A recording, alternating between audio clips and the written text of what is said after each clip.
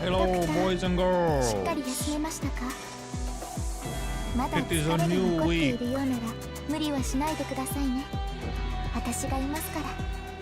is day for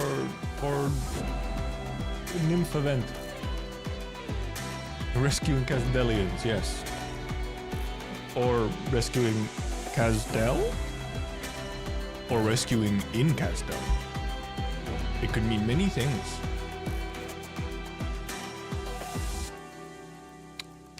I don't think we'll delay pretty much at all. I'll just get these a little bit.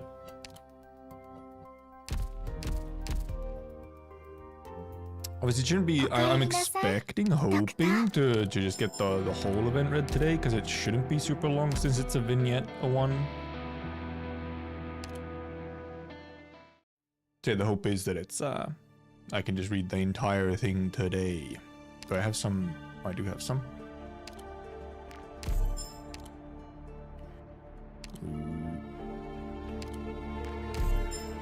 Man, I could use more module materials, I guess.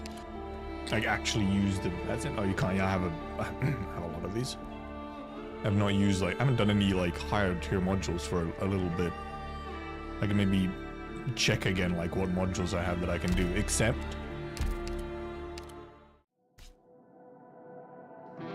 Where are they? Oh, okay, I have 54 of these now again. Because these are the limiting factor. You have so many of these, honestly. It's these are your limiting factor. The data box. More than anything else, it feels. It's fucked up.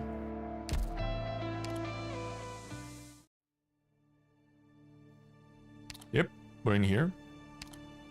This one is not actually red. I just accidentally clicked on it, so it doesn't say new anymore. We have Nymph, Mythum, Madarok, Holy. Then we have evil Furina Genshin Impact for some reason. We have IS4 Sarka's lady, or as some have called her, Mommy. And then I'm rudely hiding our boy, the best man, the GOAT, Tin Man. Hell yeah, brother.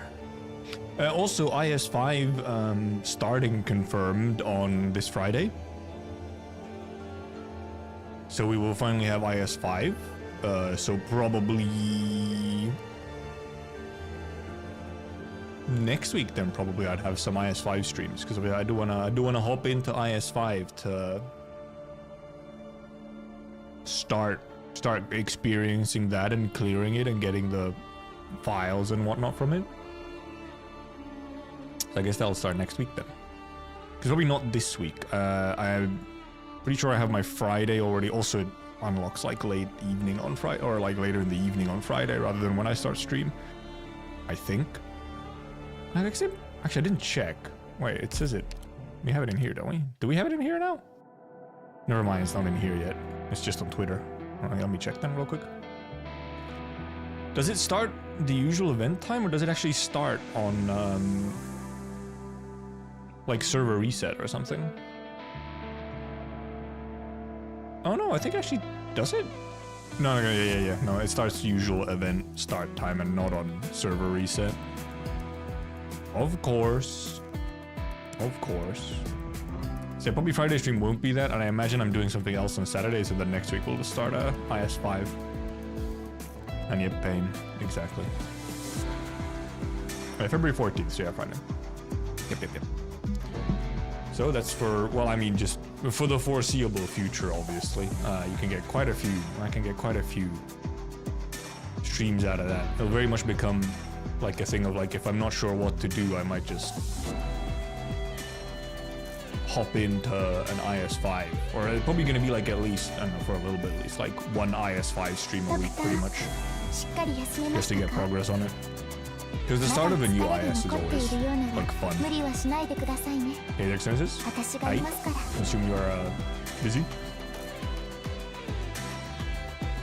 Or don't care about me. Either or. I already got all the medals. Yeah. Because the medals for these are really easy. But okay, we should probably just hop in right away. I think.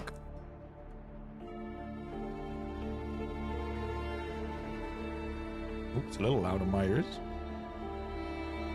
Work tomorrow is midnight. Yep, rip. Yep.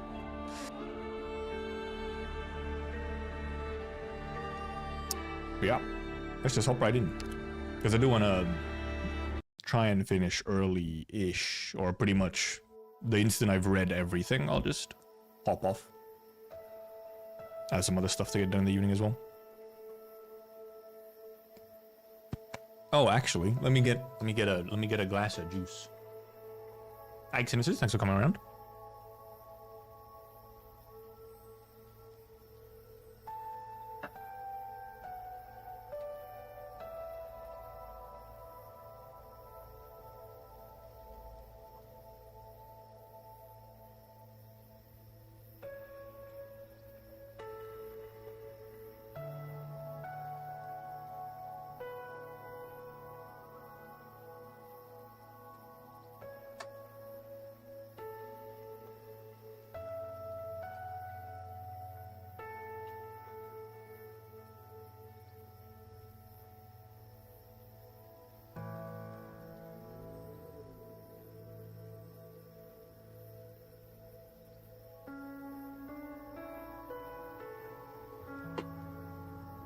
I have acquired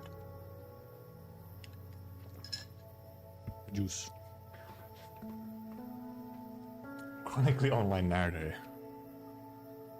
Yes, that's me. It is me. Hydration, so true. Wish the story went longer. Some of these vignette events are very much like, damn, they could have had more. But I guess kind of some of this is sort of continued with IS. Like with the actual IS. Like Typhon's event as well was very much so continued with like IS in a sense. So because usually these days these are often paired with they're paired with a bigger event as like an epilogue type of thing or an intro, or they're tied to IS.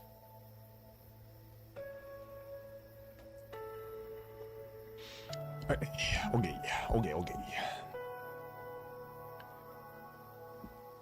My glasses? Fuck hell. Never mind, okay.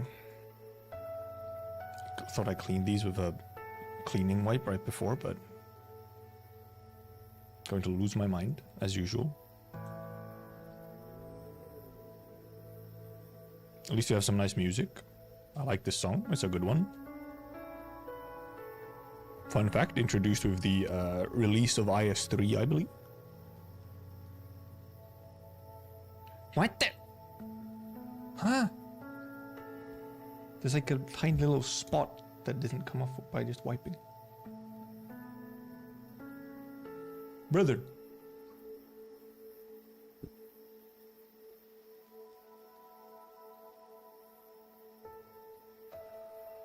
Shaking my head.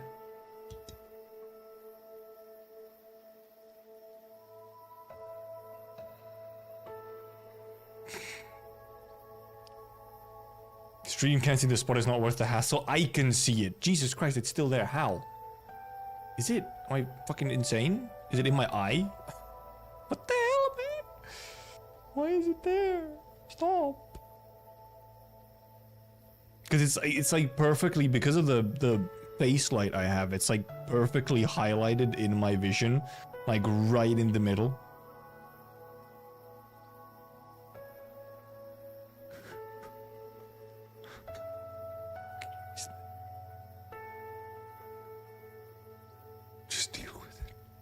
It's actually still. Wait, what? How is it still there? I can barely see it when I'm like. What?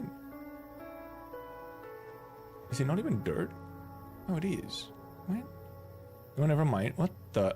Oh no, it's not. It's not a piece of dirt. What the fuck is that? It's like a reflection from somewhere. What the fuck? What do you mean? Where is it reflecting from? Huh? I'm actually losing it? I'm developing schizophrenia as we speak? Where is that reflecting from? Okay, never mind. It is some. It's a flare, but I don't think it's directly from the light. It's from like maybe my like the little bit of metal from my light nightstand or my fucking mic stand or something. But it hasn't been there before. I don't know where it's coming from right now. Okay, well, I'm confused. Truly perfectly confused.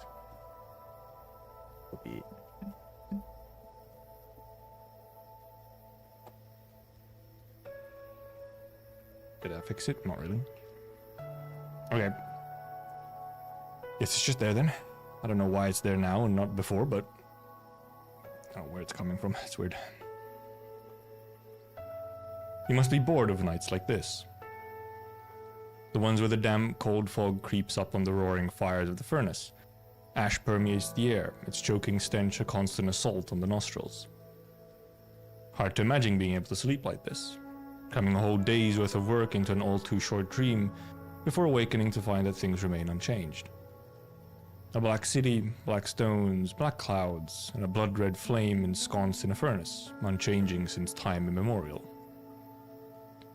No, this is not particularly conducive to a good night's sleep.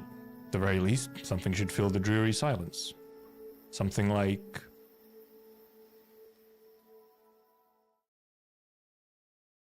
a explosion? Oh, yeah, it's the furnace! Oh, it's the furnace! Like the small furnace. Laser from the sniper. How could you? Kazdel, residential district. And did they give us a date as well? No, it's just 9:30 p.m. Little baby furnace. The fire over the soul furnace is Kazdel's sun truest. It dries our children's clothes, warms our warriors' hearts. Yo, the burden beast stamps hoof to the beat. No way. Moo. There's no better place in Kazdel than the plaza by the furnace. Those stingy little hawkers haggle with some loser mercs. Who the Sarka is swearing do you think you're mouthing off about? Your singing stinks, going on all day like a broken horn. We didn't lose to the Victorians, we had to... What were those again? The fighters consoled themselves, calling a tactical retreat. Classic bard, just roasting people. Right, it was a lactical defeat. But even his burden beast knows his knapsack is now empty. His daughter's not seen him years, now looks at him funny. The crowd warming by the furnace node begins to laugh. Furnace node, okay. Professional shade thrower, yeah, that's a bard, yeah. Suddenly, an ear-piercing sound rends the air. The laughter abruptly stops. The warrior is an angry mangler beast. His hands like claws reach from my throat. Won't someone come to save me? Croak. Oh no. Oh, she will overhear my savior comes. Oh, hello, nymph. Overwhelmed girl. The ceremony starts in 5 minutes. Knock it off. What did I say about putting your music sheets in the cordon, Snapstring? Get your clutter away from the furnace already. And you, Steel Skull, back off from the cordon a bit. Unless you want your Burden Beast buddies to burn their fur. Oh, it's you, Nymph. Joining in on the fun? Relax, this broken furnace only spits out sparks. I know better than you, right? Settle down. My head nearly got crushed, but now I do recall I wanted to give the souls in the furnace one last farewell song. It doesn't rhyme at all. Burden Beast calmly warms itself by the fire. I get it, not everyone's 30-something like you, but things are about to change. The furnace used to burn revenants for power, but we're about to switch to a new source of energy. Oh. Well, not everyone's 30-something like you. Wow. She's calling them old? Ermi says tonight's ceremony will be really, really important to get the revenants to come out. If something goes wrong and the furnace goes boom. Ermengarde? Steel Skull, are you even listening? It's so much worse out there. Even the felines cannons barely even singe these guys, so what's a rinky-dink oven going to do, even if it blows? The fire's just right tonight. Might as well get my blade reforged. Rhymes in Sarkas rather than the Yingtiel. Or rhymes in, you know, Chinese. Burden Beast. Harumphs happily. What? Why won't you guys just listen? Pouting nymph. Fine, I'll do it myself. Hey, don't tug on my burden beast. They... Ah! They'll think you're playing with them and knock you into the dirt. The unreasonable is now reasonable. You bully so you don't get bullied. Our ancestors seen enough. They're about to go flying free. That's dumb. Sarkas don't bully Sarkas. Yes, they do. What is this guy on about? Oh, somehow I'll type it out again. Disdainful. It should not be disdainful, Whistle. No, it is disdainful. Ow, that hurt.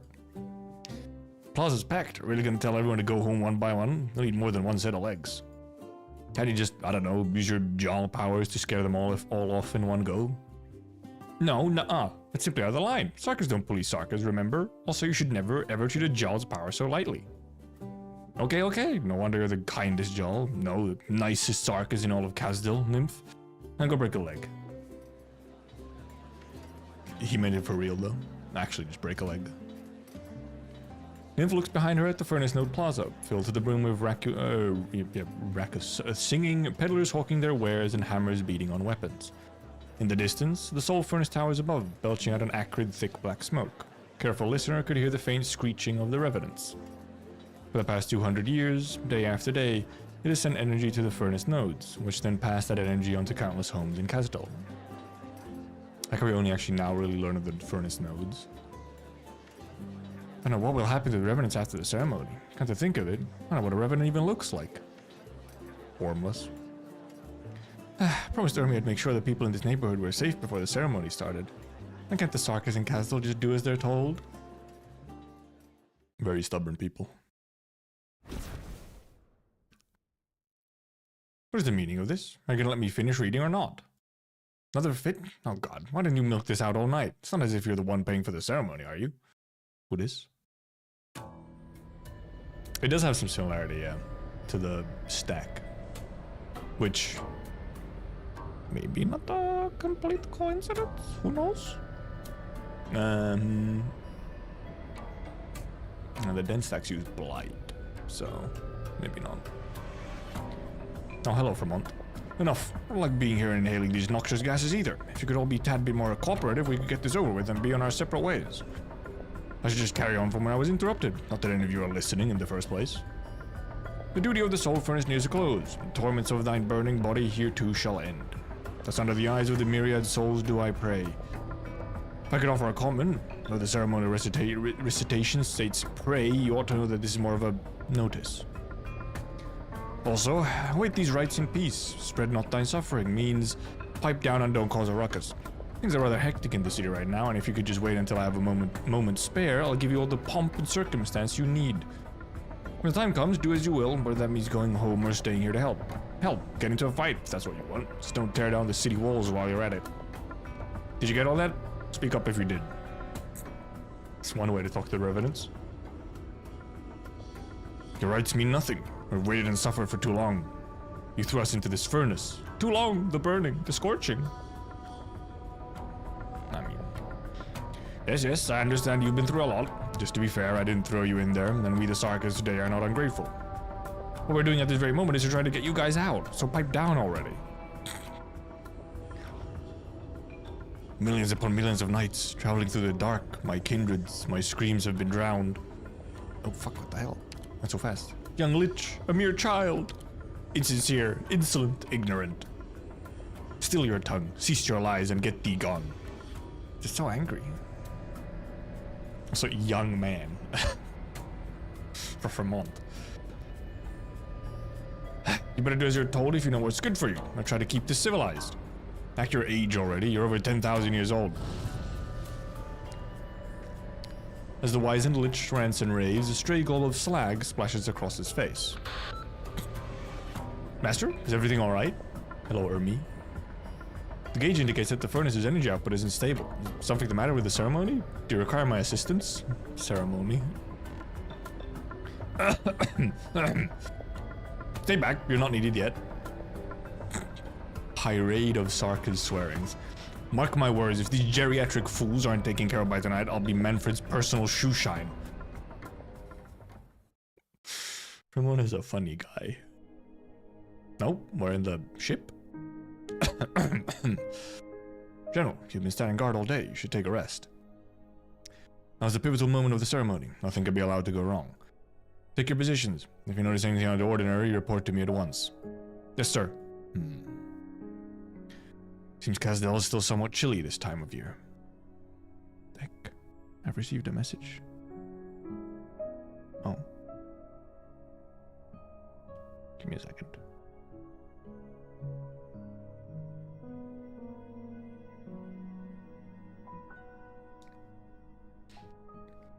Oh, Wishadow, hello. Wifeman card. Hey, you really ready to meet your old pals? Today's a crossroads. End of an endless history. Oh, Elder Revenant, right? Walter's new pet. The sacrifice may not have been willing, but it was their agony and torment that fueled Kazdel for thousands of years. For that, they have my utmost respect. Not willing? You were the one who caught them and threw them into the furnace in the first place. Really think you'll manage a nice, peaceful chat with them? Her Highness has restored my sanity and given me clarity. My mind is no longer shrouded in haze, my heart no longer gripped by senseless rage. Let me see them. I'll try to quell their anger. It was I who began this age of suffering. It's only fitting that I end it. Here's hoping you can. Also, this event is... I mean, it's like... Reading this without having reading chapter 14 is like, huh? What's going on? Why are they all buddy-buddy? Oh, we have back to Bard. The souls are roasting in the furnace. They've got emotions of every sort. Will they really be ready to wave goodbye to their old metal home? Oh, new NPC design? Hey, you! Stop gawping at the furnace like an idiot and start gawping at my wares like a genius. If you don't like them, you got no taste. Come take a look, girl. Oh, you again? Fat Wallet. About last time. Fat Wallet. What a name. Dude. Dude, she got stacks. She got stacks.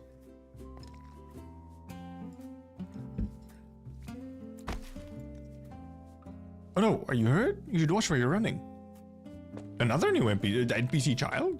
Heck, new designs. I love the new designs. Don't mind if I do. The girl makes a face and sticks her tongue out at Nymph before peeling off into the distance. Rude. Well, you're short of customers, Fat Wallet. You need to get your stuff outside the cordon. I can help. Yeah, fine by me. Not like I've gotten any customers. Really? That's great. I'll get started then. Nymph's file? Nymph's file? Schmile? Gonna need payment first though. If I have to move my whole stall, then you're gonna have to rent the spot from me. This is why she has fat wallets. Rent? This is just an empty spot by the road. Well, it's mine now. It's a good spot by the furnace. Lots of slackers hanging about. It's warm, too. You can get your 3 squares a day here, without having to waste energy at home. Won't be cheap. Anyway, that's enough free talk. Want anything more out of me is gonna cost ya. You're getting in the way of business here. Hey!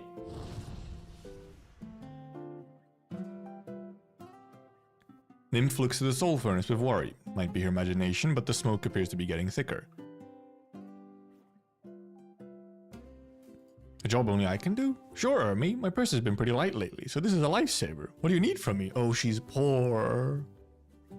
Repairs? Looking after burden beasts? I can do a little bit of everything. Oh, I would never task you with something so trivial. Oh, kind and considerate nymph. Be a terrible waste of talent. Let me think. What should this position be called? Neighborhood officer? Neighborhood officer? Alright, I may have just come up with that title, but it's really important. You'll be the friendly neighborhood solver of any tricky issues. As you know, ever since the Victorian business, we've been dreadfully spread thin, and maintaining order in the streets is becoming more difficult by the day. But when it comes to making sure everyone's safe, you're one of the best. You're Kaz's most considerate Jarl, after all. I am? But, okay, I get the idea. That was a nice nymph face as well, very proud. Make sure everyone's safe. Just leave it to me, Ermi. I'll do my very best.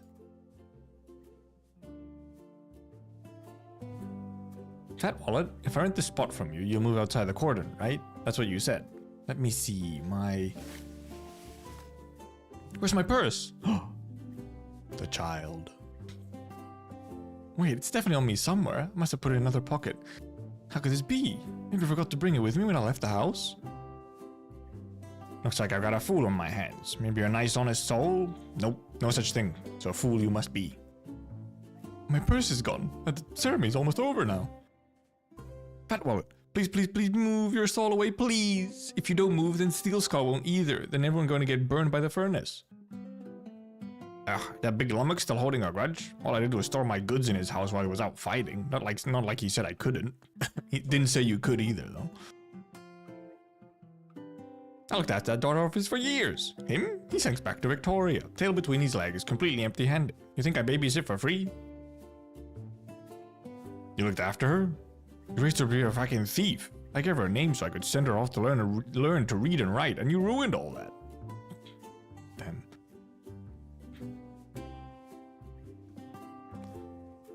Wait, please stop fighting. The furnace, the corded, there's no time. A thief. Ah, that's my purse. Please don't run. Ow. Nymph is tripped up by the girl and lands face first in a puddle of mud. Bystanders chuckle as they help her up. Covered from head to toe in muck, she glances dejectedly at the quarreling duo. Everywhere she looks, people are going about their business as usual within the cordon. Even the pushover wandering singer is sitting cross-legged, composing a new song by the light of the furnace. Oh, what to do, what to do? What she wants is really simple, but now she finds herself in a pickle. Pickle. Okay, now we're back at the big furnace. Oh, shut up. You done yet? What's taking so long? Was the last few times real smooth? If you can't hack it, just step down and let me. Hey. Proven let you hop here, Wizardel. They don't destruct Ermengarde to keep everyone away from the ceremony. It's bad enough that you're here. Did you really have to bring that one along too? You've been floating up there forever and nothing's happened. Came because I was worried about you. Oh, he's up there. He's just like floating up somewhere. You came because you wanted to rubberneck. As for being worried about me, best you worry about yourself. What's to worry about? I was the one who stuffed our ancestors in the fire to roast like sweet potatoes. Good. Those who dare speak for a revenant in such a manner tend to meet an unhappy end. The murderer returns. Is it him? He must pay. Make him pay. Pain, agony, forsaken, all his debts. How dare he? Silence, all of you. Listen to what he has to say. Oh, there's someone reasonable in there? Debt? I owe you nothing. It was all a necessary price to pay. They're doubling down, okay. Then why did you not stay? Why do you not throw them in too? Why did you return? I'm here to pick you up. Your duty is at an end. Come to welcome you as you leave this cramped purgatory. Ridiculous. Laughable. It was you who threw us in here. You who left alone. How dare you? How dare you? How dare you return, so brazen and condescending? I will see you pay the price. I will see everything burn in the raging flames of this furnace as we did. After having a family argument. I understand your anger. I will face your wrath. But now, I just want you to come up and see the Kazdel today. Come and see. See the city you've devoted yourselves to. It is proof that you lived. You have no place to say that to us. No, wait, you, the one we called the eldest of revenants. Why have you become like this? You mean a rocket launcher? You need not feel sorrow for me. My shattered soul has been burned away. Nothing is left. Eldest of revenants? Why? Why are you in a cannon? No, it's more like a Sancta gun. Our vaunted elder trapped inside a Sancta gun.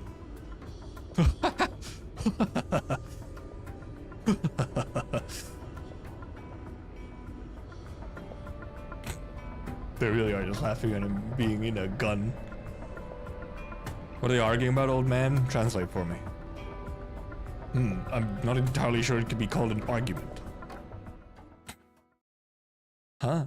Why is it quiet all of a sudden? Did I hash things out already? Maybe don't blast your ash in your guest's face. What the hell is that?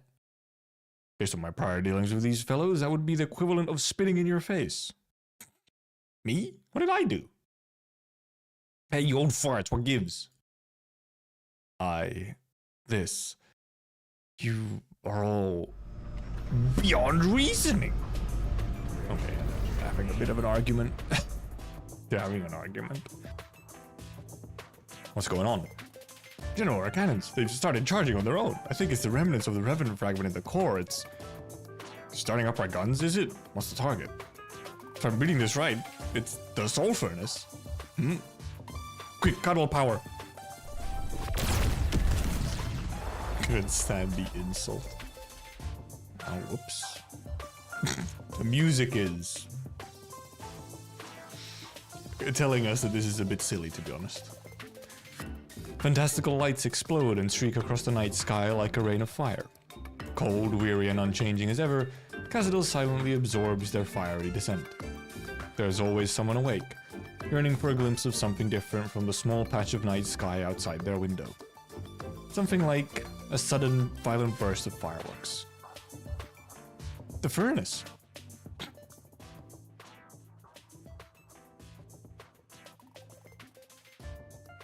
Who fired that cannon?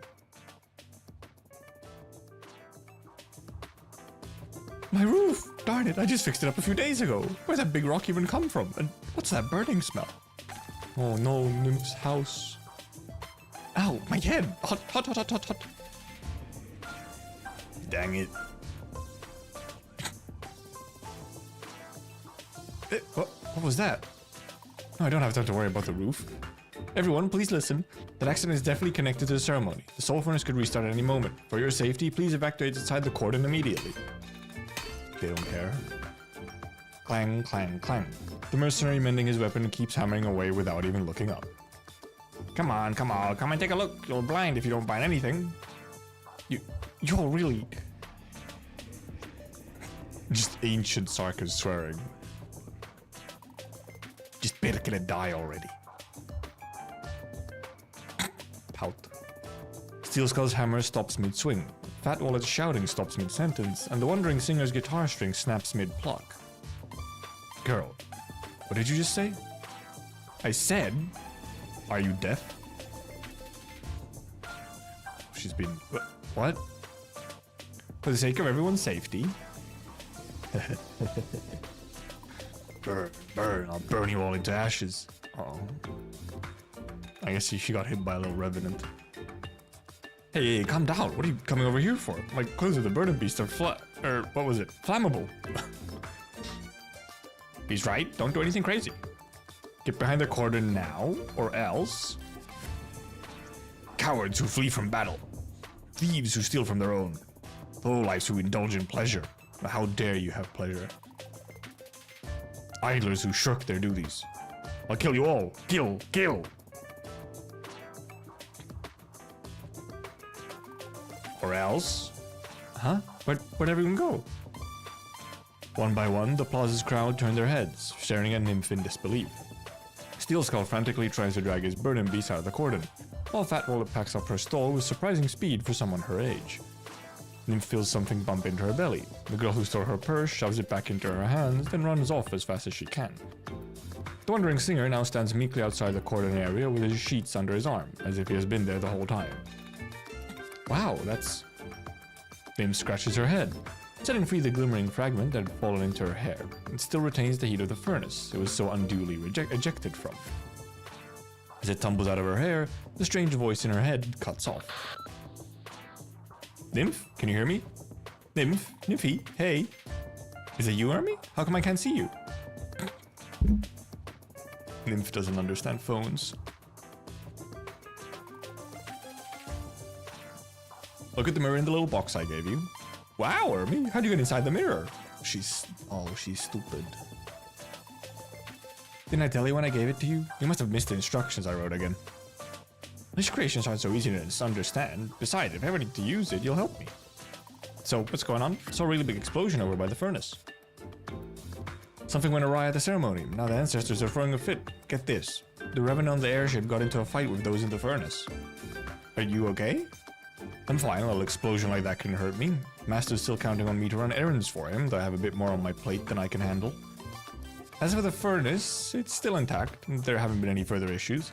But the explosion caused another problem, and I might have to ask for your help again. I'm just glad you're alright. Whatever you need help with, just say the word. We need to hunt down all the bits of slag that got ejected from the furnace and see if they have any Revenant fragments in them. Revenant fragments? Are they dangerous? A lot of people here have been picking up shards of stuff that fell from the sky after the explosion.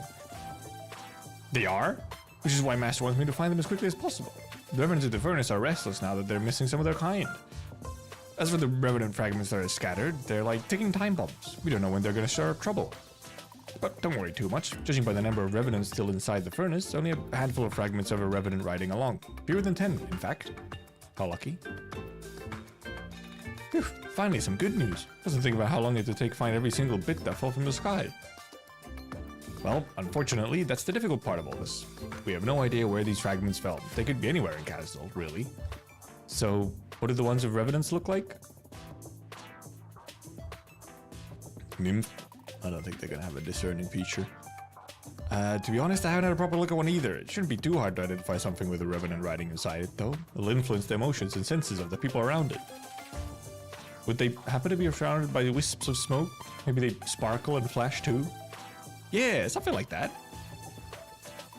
Then you might want to look at this and see if that's what you're looking for. Though I haven't felt it influence my emotions or anything. She doesn't know. She's not aware. Are you home? I'll head right over. Whatever you do, don't give that thing to anyone else. We're lucky you're a Jarl. Okay. I'm by the furnace node in my house, so come as quick as you can. This little rock sure is hot. Nymph is a bit of a silly girl. Fermi, you're back. What did your master say? Good news is that it really wasn't a Revenant fragment. Master's already placed it. It really was a Revenant fragment. Master's already placed it back in the furnace. Bad news is that we might have been too quick with retrieving it. Why is that a bad thing? Shouldn't we be putting them back right away? Wait, did your master compliment you? Even you haven't figured out by now. Yeah, he did. And every time he does, he's almost always building up to bad news. Oh no, hey there, Gappy. You know, I have to inspect goods going in and out of Kazdel every day, organize patrols, arrange repairs for the holes in the furnace, and even inventory all the stuff he brought back from Lithanian, right? He's already running me ragged, and now he wants me to... Ermi, did you try telling him that you're already swamped, that someone else should go gather the fragments? I didn't tell him that. I even told him the only reason we found this first one was so quickly was you. And then? Did he change his mind? Just smiles. Why are you looking at me like that? Wait, Ermi, hey. Nymph, help me out again. Last time, I swear. I really have too much to handle, and that old tool doesn't really care. Please, you're the only one I can count on now. But... we just need to find all the fragments and bring them back. I'll give you a nice, big reward if you do. I know you don't really lack anything, but I guarantee it'll be something you really want. And something only I can give you. Not even my master could. I mean, apparently her... the roof of her house was just destroyed, but you know. Oh, don't keep me guessing. Just say what it is and I'll think it over. I can't tell you too much at the moment, but don't you worry. We liches are a generous people. Is that really the proper attitude to ask for help? Anyone else would have walked away, but not this silly Jarl. She just let you walk all over her. She's aware. Pout. So fine, I'll help you find these fragments, but do you have a map that can show me where they are, Ermi? The kind with the little black dots floating around? Do you think liches can just conjure things up from thin air? Why would I have something so strange? But you have a point. Chase your own tail if you just send you off to find the fragments with no help. Hi. Hey there, Unix, and thank you for the 3 months.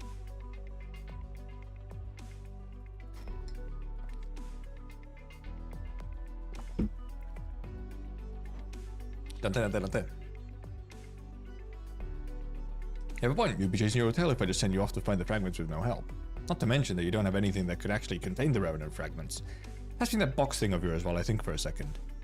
I need some time to give this few upgrades. Head home and rest for now. Once I'm done, I'll come find you. I thought this was a super urgent task. Oh, I wouldn't go that far. Once you have the right tool, it'll save far more time than a few hours it'll take me to remake it. Fine, but I still hope you can think over the map thing a bit. I'll put my box over here. See you later, Emmy. A way to detect revenants, to isolate them. What if I dismantled this part?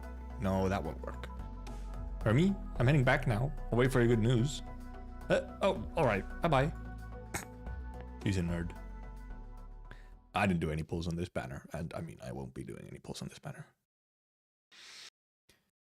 Lich is always so quick to jump into thinking mode. Really hope she doesn't become like her master one day. A grumpy old man. Yawn.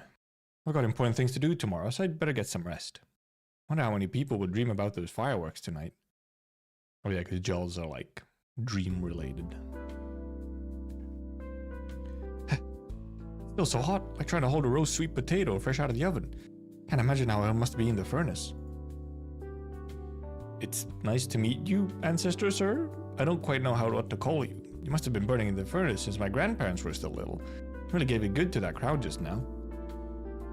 Nymph walks over to a quiet corner of the plaza and sits down on some steps. I should probably put you back where you belong, but getting to meet you was something really special. I better tell you what I need to say quick. I always known you were real, ever since I was young. Everyone said you were just stories to scare little kids, but I always believed. Back then, there was a bobble camp right by my doorstep. Mom and Dad never let me wander too far, so I was always looking for the camp's doctors to play with. My favorite fairy tale was a future the bobble doctors told me about. And then, my bobble friends left without warning. One Dad go look for them as usual, and there was just the field. Yikes. I was really sad, so I cried and cried at the furnace node in the plaza because everyone told me the underground pipes connected to it would carry my voice all the way to the great big soul furnace. Now that I've seen or heard you, I feel so happy. You really do exist and you've been protecting us and all of Kazdel this whole time and... Noisy. Sorry. Nymph's eyes widen as a shadow slowly seeps out of the shimmering slag. It is barely a wisp, as faint as cicada's wings, but at least he doesn't sound as angry as before. Oh, hello. Hello, Revenant. Shabby. You mean our neighborhood? Well, I think it's kind of nice once you get used to it. Barely any improvement. Improvement? Oh, you mean compared to 200 years ago? Right. You've been in the furnace all that time. Maybe this is your first time out. Nymph stretches out her hand that the slag is resting on, allowing him a clearer view of the plaza. First view he's had in 200 years that did not include flames. See, Ancestor Revenant, sir? This is where we live nowadays. What's that sound? Snapstring singing. That instrument he's holding is cobbled together from scraps. Looks like a guitar, but I don't know what it's actually called. And the mercenary? You mean Steel Skull? He's had a few drinks and now he's dancing around his burden beast battle buddies. What of the army? Do you mean the military commission? Maybe, do you see that big airship flying overhead? I've heard they're up there. Rest. Just rest. After a long period of silence, that is the only word the slag says. Nymph doesn't even quite understand the meaning. Not too far away, the wandering singer plucks at his instrument and begins to sing a song of farewell, as promised.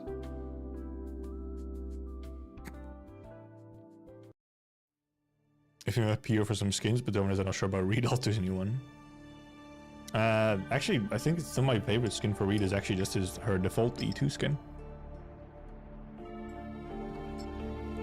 And yeah, I don't like the summer one at all, but I'm a swimsuit skin hater, so.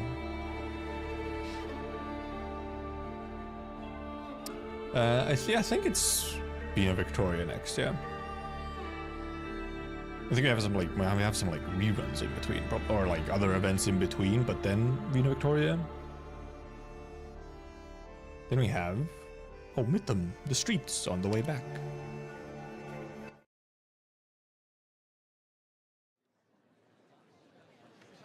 Oh yeah, Dunmesh is in between. Yeah, Dunmesh is before Vina.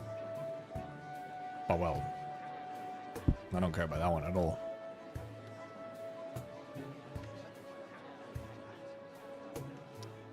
Poor slum youth. Came here to help some big shots solve your problems. You won't find a shorter district in all Kazdel. Have a group of real good workers willing to help build a furnace node. Think about it. With just a supply of power, this district will be able to transform. People have to work to keep themselves fed and won't cause trouble anymore. So I'm plenty confident. What do you want from me? Steel for the pipes right in the middle of the district. You can have your people keep an eye on it if you want. Trust me, you won't recognize this district in 3 months. The food calls you. Yummy slug. You see those guys watching over the steel? Do you believe me now? It's the boss's order the furnace don't need to be built. Plenty in it for you if you work for them. And I want food, enough to feed a decent team of workers. I know you guys have plenty. Bring it to the warehouse there. We'll have enough space. Trust me, this is a good deal for you. Trust me, it's a good deal for you. See the food in this warehouse? Come help build a furnace and everyone gets some every day. Better than robbing people on the streets. At least you don't have to worry about getting your skull split open. You got guts, kid. Want to hire mercenaries to work for you? You're big, tough, and not afraid to break a sweat. You'll make great workers. Listen to me, and I'll make sure all you do well for yourselves. Better than you're doing right now, at least. Dude, he's a mogul. An entrepreneur. 7:40 a.m. Overcast. Good morning, Big Head. Came to get your clothes? Your collar would have been charred if you came any later. Don't you dare call me Big Head and put away all that scrap you picked up. Don't fucking pile shit up in front of my door. Just one night. I'm selling it to the boiler guy later. Won't bother you. Not that much anyway. Hoodlums would have stolen them if I left it at home. But no one in these parts would dare to have their finger in your pie. You're talkative today. Aren't you gonna work? Didn't you hear that nasty noise last night? A rock this big fell right on top of the construction site. If I went to work now, I'd have to help move the rock and fill the crater. What, I want to do 3 times the work for the same amount of food? Say, you're up early. Are you going somewhere? Nah, just in the mood for a morning stroll. Well, don't go to the south side, it's a mess. I was out there cutting wires in the morning when I heard that a hunk of iron fell from the sky, straight through somebody's roof. They hardly started grinning when the broken horn showed up. Now there's a handful of gangs wanting to trade that iron for food. Everyone wants a big piece and they're almost fighting over it. Over iron? Is it valuable? Oriron isn't valuable only when bird and beast fly. Oriron. Entrepreneurs. Those broken horn hardheads would draw their blades for half a hunk of black brick. They'd turn the house down if the consultant wasn't there to keep them in line. Well, to stay in line with the consultant watching them. The consultant. Don't say I didn't warn you, and I would take the long way around if I were you. See those two over there? Where? It's our girls.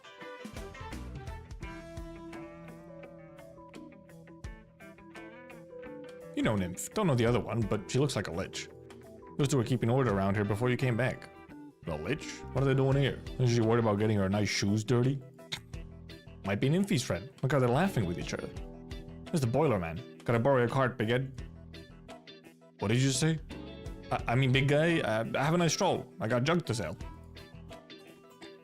I'll let it slide this time. If you share half the money you made. There's a death. Nah, he knows that the dude is all cool. Huh? Now just wait a second, big guy. It's not like I don't want to share with you, but what's money good for in Kazdel these days? Damn. Their economy in shambles. If a revenant fragment is too big, press this red button in the back until the box becomes big enough to hold it. Oh, what the fuck? Special box. And do not poke your head inside no matter what happens. That's pretty much it. There's a manual inside as well. Any questions? You really don't have the treasure map that can show revenant fragment locations in real time? Nymph is wanting her JRPG quest to be easier. I told you, liches don't grant wishes. Making arts creations is serious business. Here, put this on. The lich charts inside will detect any nearby revenant fragments, and then a middle alarm when you're close enough. At least she got a scanner. The box looks like a mercenary communicator. We glad you got that. I was planning to make the case out of scrap paper. But this doesn't look much more serious than a treasure map. Hey, I was just joking. I give it back. I have to keep an eye on the furnace repairs and review the books that my master gave me. Counting on you to find the revenant fragments, Nymph. Of course, that's what friends are for. They're friends. They were right. You're the kindest, gentlest Jarl in all Kazdel. Who says? There aren't that many Jarl. Judge? Is that the plural of Jarl? Is judge? Not that many judge in Kazdel. I'm just helping out a friend. Wearing that hat, claiming what you do is serious business. It's a serious business hat, okay? Well, you get back to work. I gotta go myself. What a weird form of plural for jaw. Somehow I would have assumed that jaw would, you know, be singular and plural, but apparently not. Are you sure? This is where you saw the meteor fall? Yes, this is the place. Also, I mean, yeah, we literally know of 2 Dial, and, like, one of them is faceless currently, and one of them is Nymph. Not very common. There aren't these detectors and reacting at all. Do you remember what the meteor looked like? Some of them were round, some of them bumpy. There was more than one? Wonderful smell when roasted on an open fire. What? Leave the skin on, soft and fluffy. Simply lip smacking. Talking about potatoes. Ma'am, what are you talking about? Go inside. They're only open in the morning and they won't stay open for you. I'm looking for the meteor, not mercenary potatoes. The stuff that the fireworks dropped last night. Fried rice? There's no fried rice. Never mind. Guess I might as well ask the mercenaries. You telling me Asarka's fried this rice? Damn! Get some rest, Granny. I'll bring roast potatoes next time. Thanks. I like mine a little charred. Nymph keeps walking. The courtyard is not big, but there are a lot of things here. Mercenaries who bang... Words. No star, please. Mercenaries who are back from the front lines have set up camp. Simple ovens bake in a corner with embers still smoldering inside. Hello? Anybody here? Oh, hello, Mittem. You're too late. What? I bought the last bag of roast potatoes. Come back tomorrow. Have you guys heard, by the way, some of Mitten's English voice lines? Where they're just going like insanely off script for some of the lines. They're pretty funny. They're pretty good.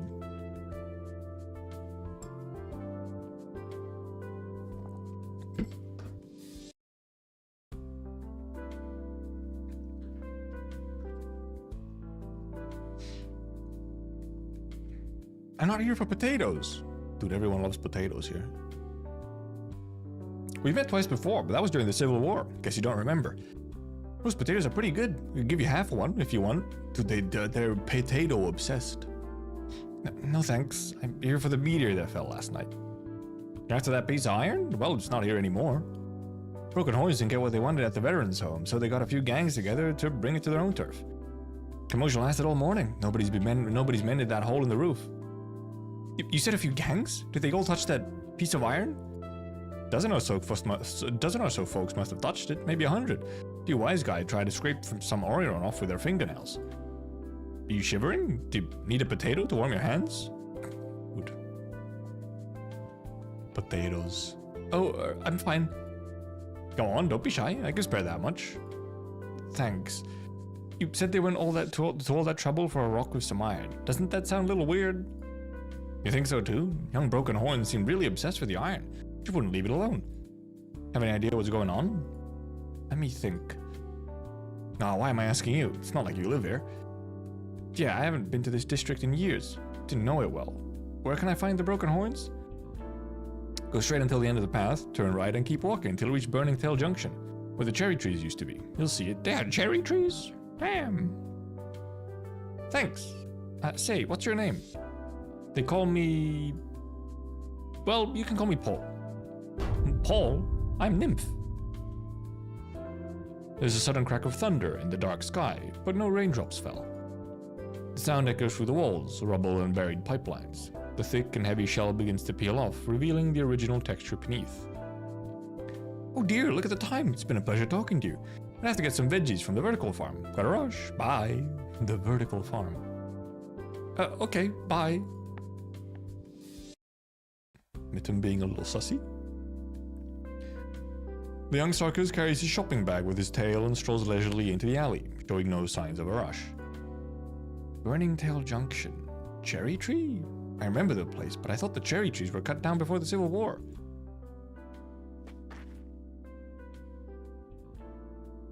You're encouraged to miss me, huh? Damn. I smell fried potatoes. Where are they? Yo, he love potatoes too.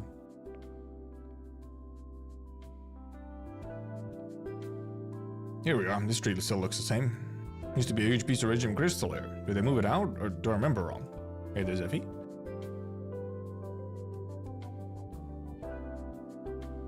Beansprout said things were bad here. Oh, Beansprout. Why did I think I'm mixing it up with something else. I'm thinking of Beanstalk. I was like, wait, Beanstalk? No. Beansprout's someone else. Beansprout said things were bad here, but I haven't seen a single hoodlum yet. Should sock him when I get back. I was just around the corner. She used to stand guard here. I'd get a good beating if she caught me running it out into the streets. What's the point of looking for it, though? Been so many years. People come and go. Somebody else probably lives there now. What would they think if I said that it used to be my home? Probably think I was crazy or just an idiot. Not like I could come back and reclaim it as mine. Just a quick look. That'll do. Go around the corner and get your look. Then go get something to eat. Just another day. He's really talking to himself. Wait, where's the house? Just a wall? Where's the roof? Who tore down my house? What are you chatting about, silly big guy? Shouldn't you go home and roast some potatoes? What are you doing on broken horn turf? They'll strip you naked, you know? Potatoes. Dude, potato meta, man. Who's good are you? Who taught you to talk like that? The girl in the window does not answer. She makes a face and wags her little head. The mercenary sees the black rocks growing out of her neck. This is broken horn turf? How? Did you see the red words on the wall? Oh, don't tell me. You can't read? It says traitor. That's what they have. That's what they say. It's how you happen. That's what they say happens to the guys who get on the wrong side of the broken horns. Hey, don't go. I can teach you if you want to learn read. I've got nothing against you head sellers. Head sellers. Screwloom from Starwell. Excuse me. Tin Men existed before Star Rail had even launched, so check yourself.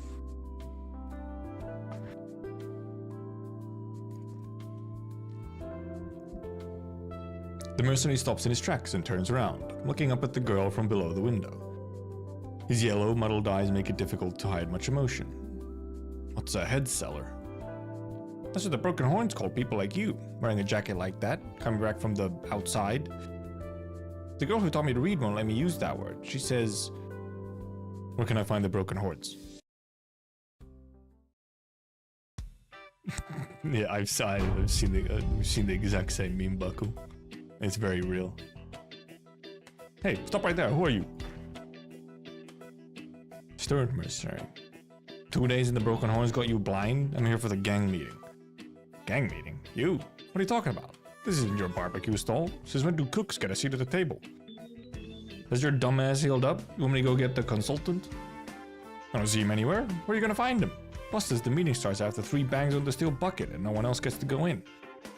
I'm not deaf. It's only been 2 bangs. Oh? That's 3 there. Hey, you know what? I'll take a little pity on you. You wanna go in? Give me 3 roast potatoes tomorrow, and I'm not paying for them. Sure, if you dare. Take a guess what extra seasoning I'm gonna put on them. Threats? Potato threats? Actual potato economy. Potato-economy. Hey, hold it. Did I say you could go in? What are you looking at? I'm talking to you. Me? I'm here to listen. Get lost. This is no place for you. See this? Fire poker? A knife made from a horn. It's really sharp. Ouch, that must have hurt. Why would you poke your finger like that? Here, I have a bandage. Get lost. For stupid. He just stabbed himself for no reason. Where's my hair done? What the fuck? My god. What is it? What is this? Well, it'll be there. This should be the place, but how do I get in? I read that the Broken Horns are a bunch of unruly young kids, and now... Come on, Nymph. Think of your friends. Could anyone help? Not this one, not that one either. This one might have some influence at a gang meeting, but I don't think she's in Kazdelian anymore. What about the consultant? Well, the gangs in the district will listen to him, but I've never seen him and I don't know where he lives. You should just wait here. He's always the one officiating the gang meetings. I'm sure he'll come by. Oh, it's Mitten. It's Paul. Somebody count how many times potato has been used in this event. Alright. Fire up the counter. How many times has potato been said so far? No one's coming? Are you waiting for someone, Miss Nymph? Paul, did you get your veggies? I was a little late. All they had left was sweet potatoes. Farmer's a grumpy one. He doesn't let you pick. Took a lot of sweet talking to get a few decent looking ones.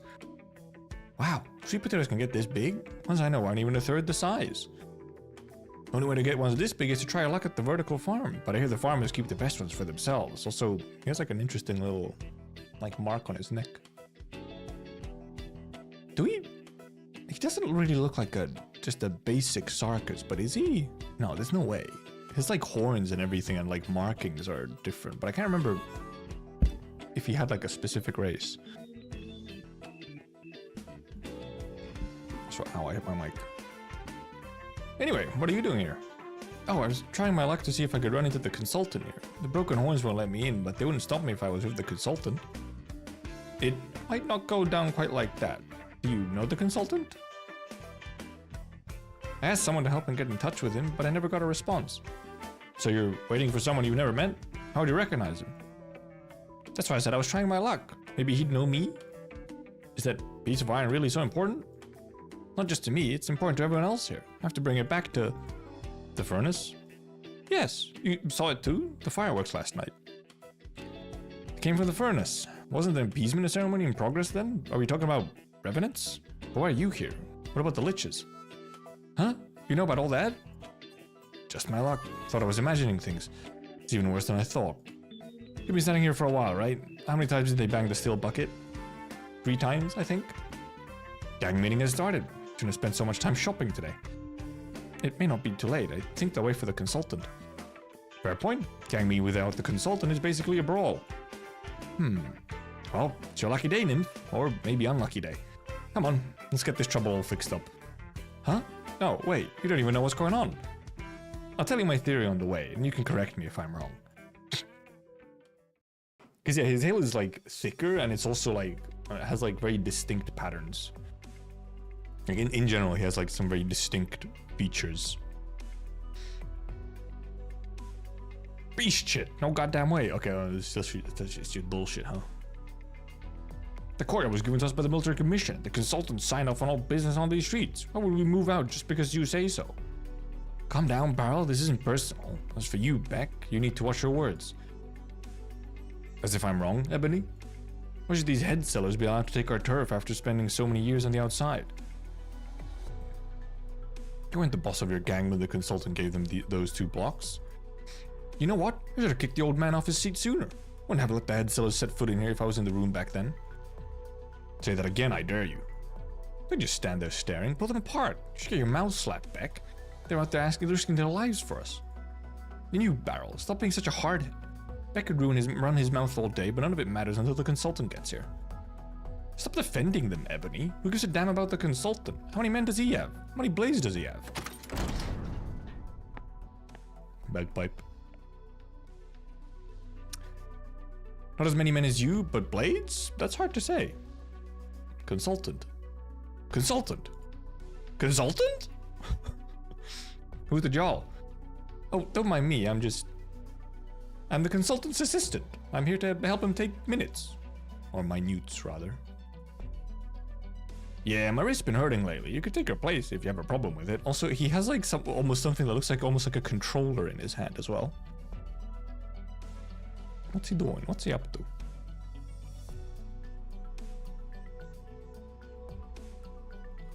Oh, I forgot. You can't read.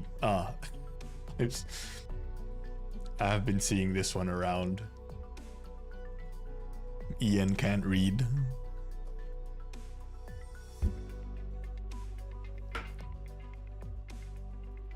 Well, everyone's here. Let's get started. Unless someone has something important to do. Not at all. We were all waiting for you to decide how to split the piece of iron. The cloth over it is pulled away, stirring up a cloud of dust. Nymph covers her nose with the back of her hand and squints at what lay underneath. It is a large rock that has been touched by fire and smoke, with broken originium pieces scattered across the surface. Underneath the cracked exterior are honeycomb-shaped rust marks.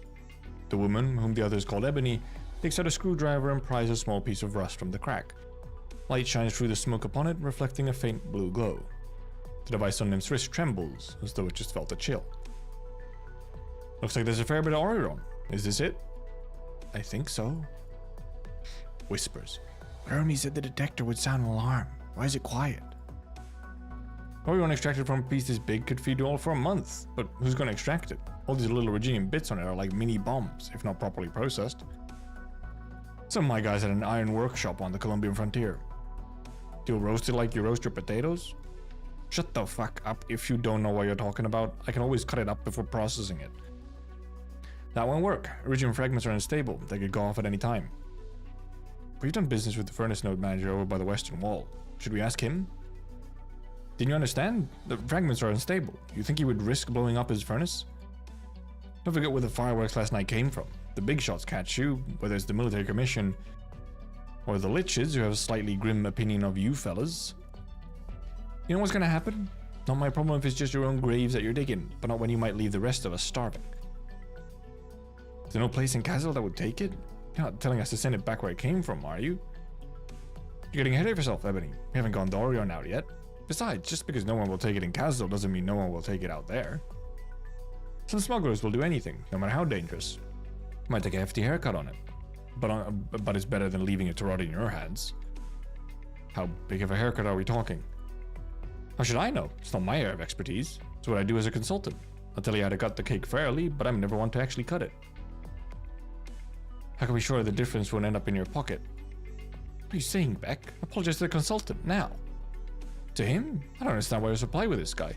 Things been peaceful for so long that you forgot where you should be pointing your blade. I say he's in league with the noble masters up in the towers. He makes it so we don't get to fight or eat, so we end up fixing the walls for them. Conspiracies. Why would he help the head sellers take my turf? I've lived in Kazdel since the day I was born. Why should I give my house to some slugs who haven't set foot here in decades? Draw your blade. Nobody's gonna say I killed an unarmed man. Fuck it, give it a rest, both of you. You can fight it out yourselves once you've got the food. Put your blades down now. I guess someone forgot what my job is.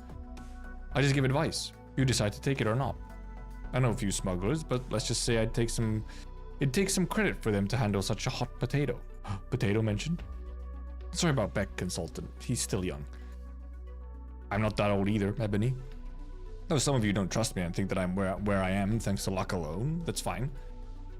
We listen to you because you know your stuff, and full belly doesn't lie, only greedy fools.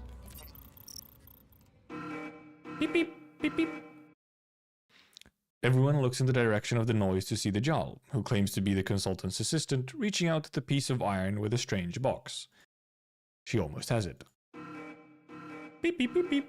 Hey, the flip up. Oh, crap. Timing. What are you doing? Get your hand off our Orion. I almost let you sneak it out under my nose.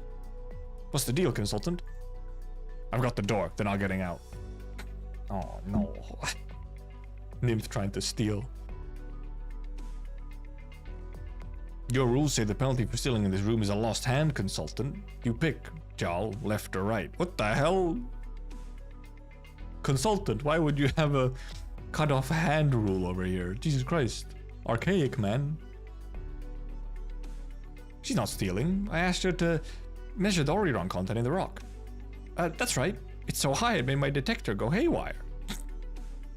Good improvisation. Be careful. Didn't hire to give me a heart attack. Sorry. Not sure I believe you, consultant. Think we aren't watching you? It's one thing to help the head sellers. At least they're sticking their necks out. We're working with the tower dwellers? That's another beast. The tower dwellers. Why would a Jarl girl in a pretty dress like that work as your assistant? These are old clothes from my mom and dad. I just cut them to fit me. That has nothing to do with what we're talking about today. More important thing here is how we turn this piece of iron into food, isn't it? How about this? I'll get someone willing to go over the walls to bring some food and take away this ticking time bomb, and then you can take your time to figure out how to share the food. Change my mind. Food's gone once you eat it. On blades, Oriron, and one hand from this thief. Do we have a deal? Can you extract the Oriron? I want to ask about your connections, Beck. You want the piece of iron, you can have it, but you got to supply our share of the food. Do the Broken Horns have that much food? Oh, he's the Broken Horn boss, I didn't realize that. Did the consultant call this a time bomb? You want food from me when I'm helping you solve a problem? It fell in our yard. Food or Orion, the veteran's home takes the biggest share. The streets belong to Broken Horns. You don't even get leftovers. We'll follow the consultant's rules. Everyone here gets a share. The mercenaries get an additional share to repair their roof. Why does he get to set the rules? Why not me? Don't think for a second that we're scared of the Broken Horns, Beck. We'll be arguing for the next 100 years at this rate. If the Broken Horns want this iron so much, they can have it. Consultant? Let me finish. Any damages resulting from mishandling by the Broken Horns will also be Beck's responsibility. As the rest of you, whether it's food or Orion you want, I'll take care of it. Consider an apology for the little commotion just now. You can come get your share once I've figured out the amount. Not for free, of course. My pockets aren't that deep. Any firework pieces that fell on your turf, you bring to me, no matter how big or small. Don't be so short-sighted. Villages may not be roaming the streets day after day now, but they're always watching us. Make sure you understand what you're allowed to take and what you shouldn't even go near. No objection. Picked up a lot of small pieces, but they're too small to be anything useful. How does this work? How much food and Orion can we get for the pieces? Excuse me, I have an idea. The amount of Orion can be calculated from the purity, but I'll need to take another measurement since I got interrupted. It'd be best if I could take a small sample. Paul looks at Nymph with bewilderment in his eyes, but nods his head. The others give way for Nymph to take her peculiar handbox to the cracked piece of iron. She takes out a strange rod and knocks on the surface lightly. A small, dull-colored piece falls out from inside. Nymph's box opens slowly, sucking the piece in. When the box closes, everyone in the room feels compelled to look to the window. The skies are still dark, but the light shining in seems to have gone brighter and warmer. Phew, done. Write your choice of supplies in your name on the paper, and come back in 3 days. You know where to find me. Doesn't matter if you can't write, Beck. You got the whole piece of iron. You're not getting anything else from me. And I'll deal with the territorial dispute between the mercenaries and the Broken Horns. Same day, next month. All of you better show up. Here's the paper, just like you wanted, consultant. Anything else? Alright, you can get back to your own lives now. Finessed, Nymph got what she needed. Thank you so much, consultant. You're really a huge help. It's nothing. Crossed paths with that lich lady before, after all. It's the least I could do. And please, call me Paul. Didn't expect the legendary consultant to be so young. Says you're like a child. But the supplies that you promised the people here to get me out of that jam, do you really have so much food and Orion in stock? Maybe. I've stocked up a bit over the years. Not sure if it's enough, though. Maybe we should get a head start on picking up the firework pieces. The clothes on your back are all wet. She was sweating. Really? Well, I guess it's a hot day today. Paul, were you scared? Well... Of course I was scared. Did you see how many men they had? How many blades? They could have eaten me for dinner if they meant it.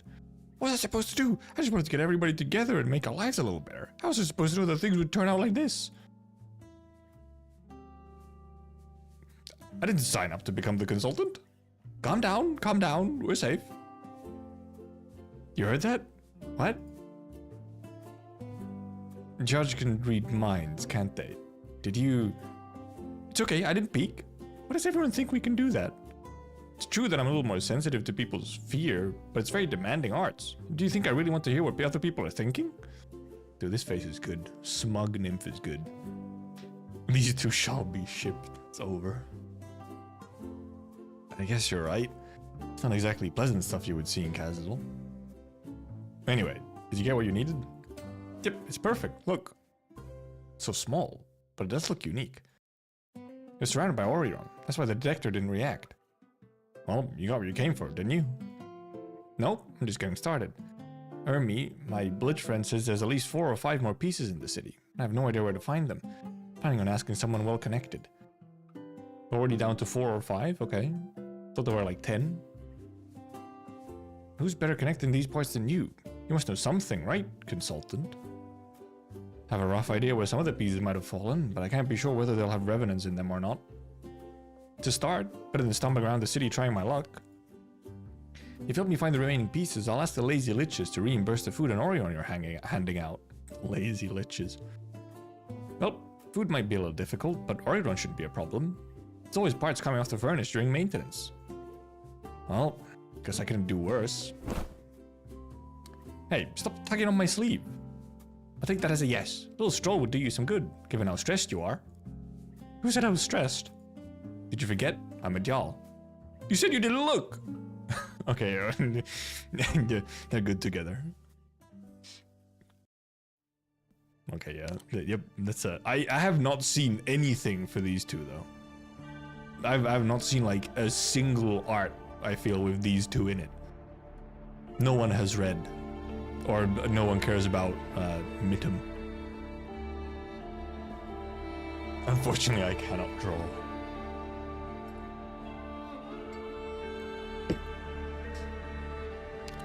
Madarok, the linen-draped monster. So what, like a... Ooh, spooky ghost! What? Why do my hands look so red compared to my forearms?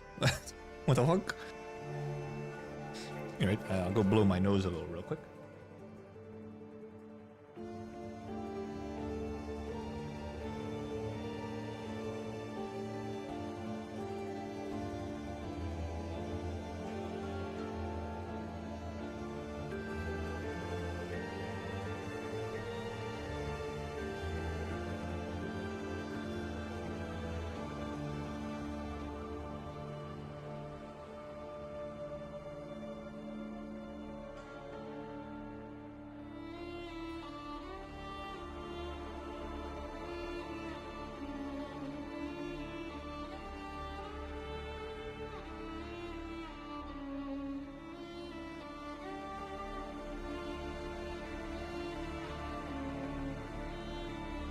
What?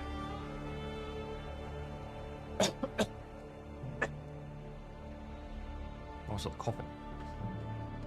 I haven't felt like, I don't know, last like weekish or so, it feels like I've had like the most minor ever like little sickness. Just like sneezing and a slightly more runny nose than usual or something. It's weird. The linen draped monster.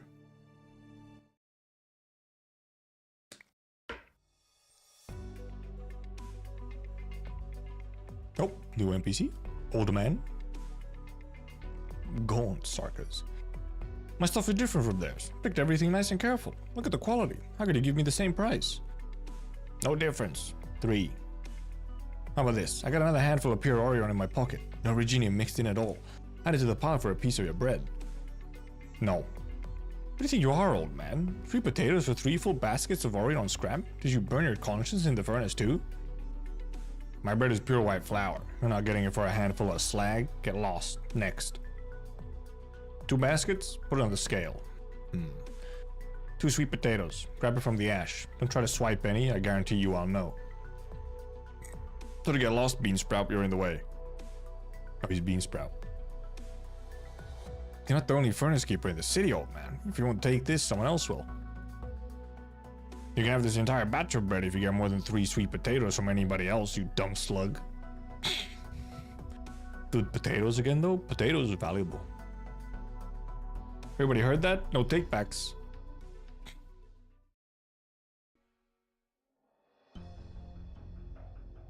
Heck yeah. Just keep getting worse. Furnace keeper this side's only giving 2 and it's cellar leftovers from last year. How am I supposed to make a living? My back's hurting from gathering all this stuff all night. Not even worth a day of food. Anyway, I'm not coming back to the old man. I should check out the market on the east side. Path east would take me past those shacks.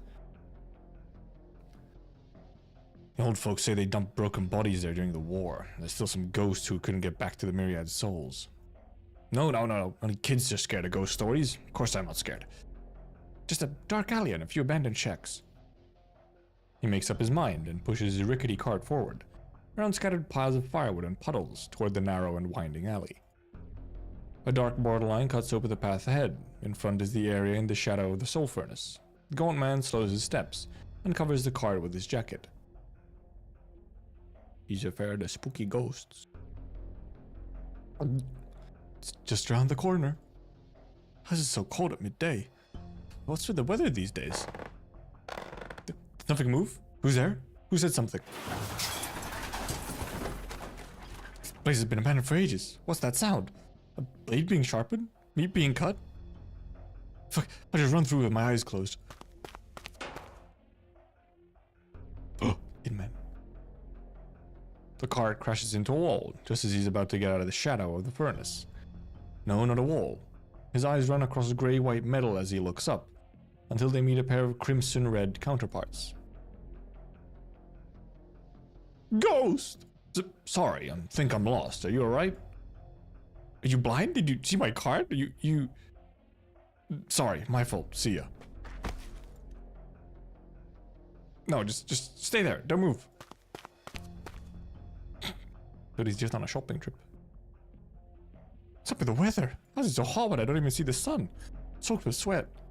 So many weirdos in town these days. You again? I thought you went west. A pair of blood-red eyes slowly from the shadows. In a corner, rising above the Sarkis's head, above the shacks by the wayside, above the wilted trees. The heavy figure turns slowly, emerging from the furnace's shadow. The tattered linen cannot hide the grey-white cracks, but they fill the Sarkis's vision. Linen-draped monster, horse growl. Excluding AK before HSR.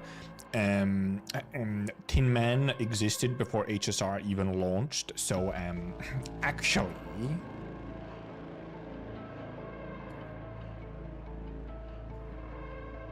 It's true, He's fucking dead. The young Sarkis's eyes roll into his head. He lets go of his guard and falls unconscious to the ground.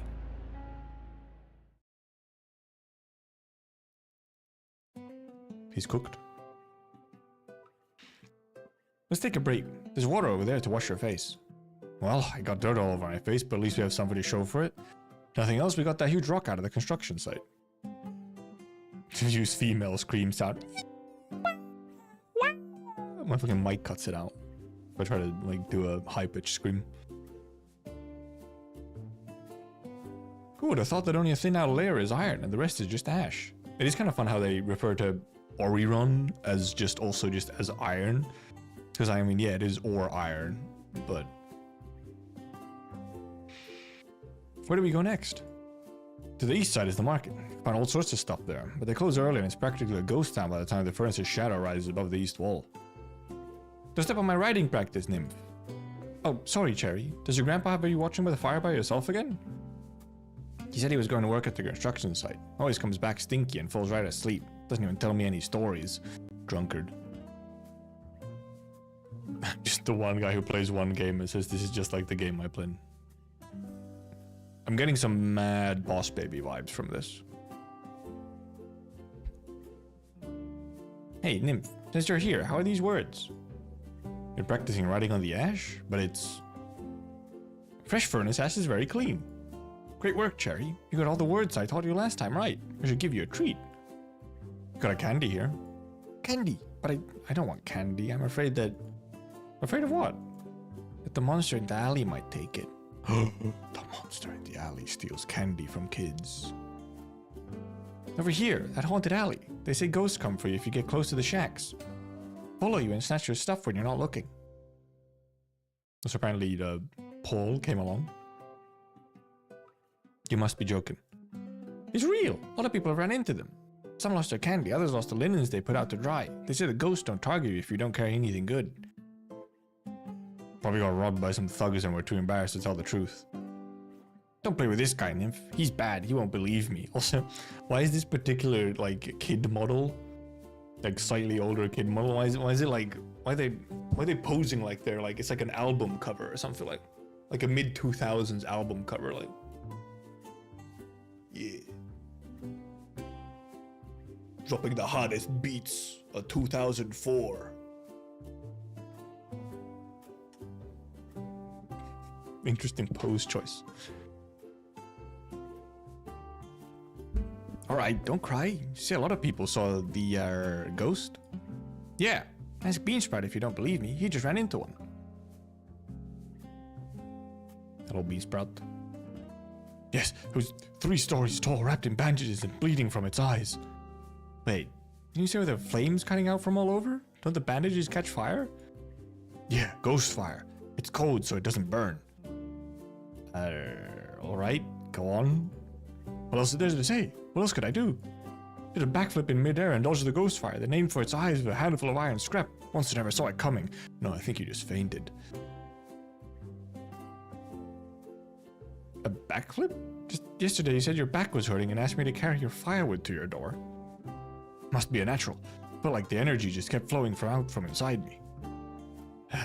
We should ask someone else. Don't. No one else could tell it as half as good as me. Oh man, he just wants to yap. This fucking guy. This dude. This guy. They all fainted when they saw the thing and ran for their lives without looking back when they came to their senses. They even left the carts they borrowed at the scene. What would they know? This guy. This fucking guy. You're not talking about yourself, are you? What if I am? Got a problem with me? I'm not afraid of you. We really don't have time for this. Quit babbling and spit it out. Oh, consultant, he just ran into something real scary. Don't be too hard on him. But, consultant? You're the consultant? Oh, I'm so sorry. Wouldn't have skipped anything if I knew the consultant was here to interrogate me himself. I wouldn't call it an interrogation. It's that haunted shacks on the east side. I'm sure you know them. Ran into it there. It was crouched in a corner at first, so I didn't notice, but then I took a closer look. It was draped in linen with blood-red eyes, twice as tall as me. It was grinding its teeth as it was walking. I was so scared I fainted right there. Still in one piece when I woke up, so I thought I was dreaming at first, but then I reached behind my head and felt the bump where I hit it. See, it's right here. That's fine, I don't need to see it. You think that's the monster we're looking for, Nymph? Shakes head. You better go and see if the detector responds. It's not far. Nymph, consultant, that's the whole truth. Whatever you lost, it really wasn't me. Life's hard enough as it is. Don't worry, we're not here to give you trouble. But you should get your cart back, or else I can't promise you that Big Head won't give you trouble. Damn, even Nymph is calling them Big Head. Fucked up. The young Sarkis' smile freezes. He pats his own head in chagrin, only to hit the first bump. He grimaces in pain. Can I ask for one more favor, Nymph?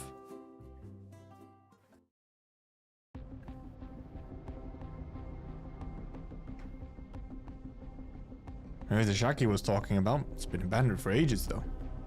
Is your detector reacting? No. Are we looking in the right place? More likely the kid lied. Does she know there are Sarka's ashes in the pile she's writing in? I'd guess no. You protect her well. Is that protecting? Of course it is. Anyway, it'd be pretty embarrassing if we got tricked by a kid. But we're here, and if it really is the work of some thug, we might as well take care of him. Wait, there's still? Come in, there's no... Oh. Nymph is about to speak when she sees a blade pressing against the back of Paul's neck. The blade is blunt and chipped, but the hand is surprisingly steady, pressing against Paul's neck 3 centimeters beneath his ear, without the slightest movement. Hi, reunion. Nymph, don't. The Dial has drawn her staff. Art's wave emanating from it does not dissipate at Paul's words and continues to intensify. You won't kill me. You want to bet? Put the blade down. It's alright, trust me. No need for bets here, after all. I can handle one wounded warrior on my own. Your hand is bleeding, but it's not Sarka's blood. Who are you? This is my home. You don't get to ask who I am. No, this is Kazdel, home of the Sarkas. Let me see your face. Haven't I seen you before? In the settlement outside the city. You're smuggling out food with... Mudrock was the name, I think. Mudrock? I think I've heard mentioned the name before. Are you with Rhodes Island? Poland. If you know our boss, can you help me up? I can barely move my arm. Madrock. They became smugglers? It's the third time I said it. They're not smugglers. They went to work for food at the construction site. Never mind, they're not smugglers. Why didn't I go? I would have, not for this arm. If they're not smugglers, why did you come to the city while hiding in a haunted shack? Where else can I stay? It's the only place where no one bangs down the door at night. You can't sleep at night in the crowded areas, and you can't even go out during the day without someone tearing the door down for firewood. There was a Cabernet thief who cut his horn short, stealing steel and bricks from the construction site. Is he with you? Definitely not. Why'd I do something so stupid? Cutting my horns to pretend to be Sarkas? I mean, you don't even seem to have horns, but... Not much better living in a haunted house and pretending to be a ghost. Never pretended to be a ghost. Don't believe when stupid people fool themselves. Your friends weren't at the construction site to steal bricks and steel? What a joke. I don't even Sarkas, I know that's impossible. You seriously suspecting a child of soil and stone of stealing bricks and tiles? Child of soil and stone? That Mudrock's a gargoyle? I never noticed. It makes sense. Last time I saw Mudrock, she was working on houses outside the city, helping infected from elsewhere start new farms. Then again, why do you have to come to the city? Something you have to be here for when you have a child of soil and stone helping you? Before we talk about the fact that it was Mudrock's decision to come into the city to begin with, what gives you the right to question us? Think we're afraid of the Sarkas in the city? No, we're afraid of you. Fair, caught. Yeah. When is your boss coming back? We can't wait all day. She would normally be back by now, but without me and with the Colossi gone, it might take another hour or so. Let's wait. I need to see their boss. They can't stay here in the city. It's too dangerous. Ahem. You speak Sarkas very well, sir. Is that a Blythonian accent? What's your name? Save it. Alright, Mr. Save It. Would you please move inside a little? I'd like to sit down too. He is now named Save It. Damn. He got named just like that. Mr. Save It. The sun sets little by little. Nymph looks at the detector in her hand. It is unclear what she's thinking. Paul stands up and sits down again, then stands up again, finally ducking down into a crouch, counting the gravel on the ground. Shadow of the furnace passes over the east wall. Blood from the wound seeps through the new bandages and coagulates. The infected with the injured arm stands up, draws a knife that he left standing on the ground, and peers at the shadow outside.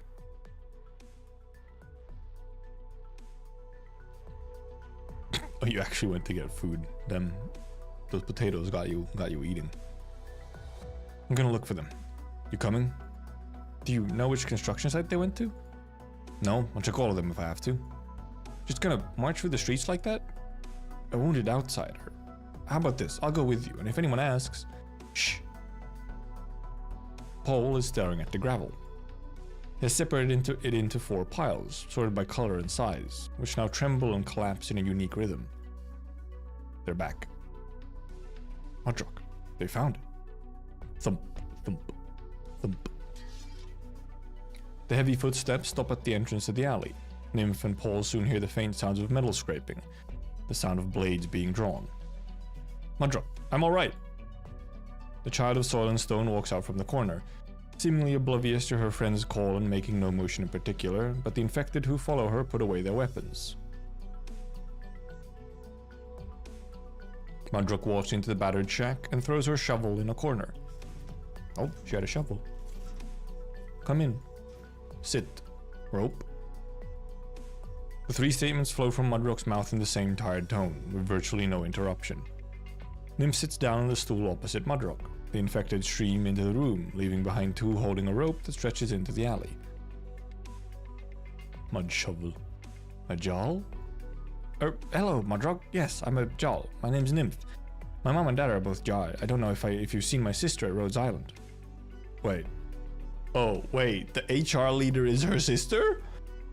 Is this family the only family of Jarls in all of Terra?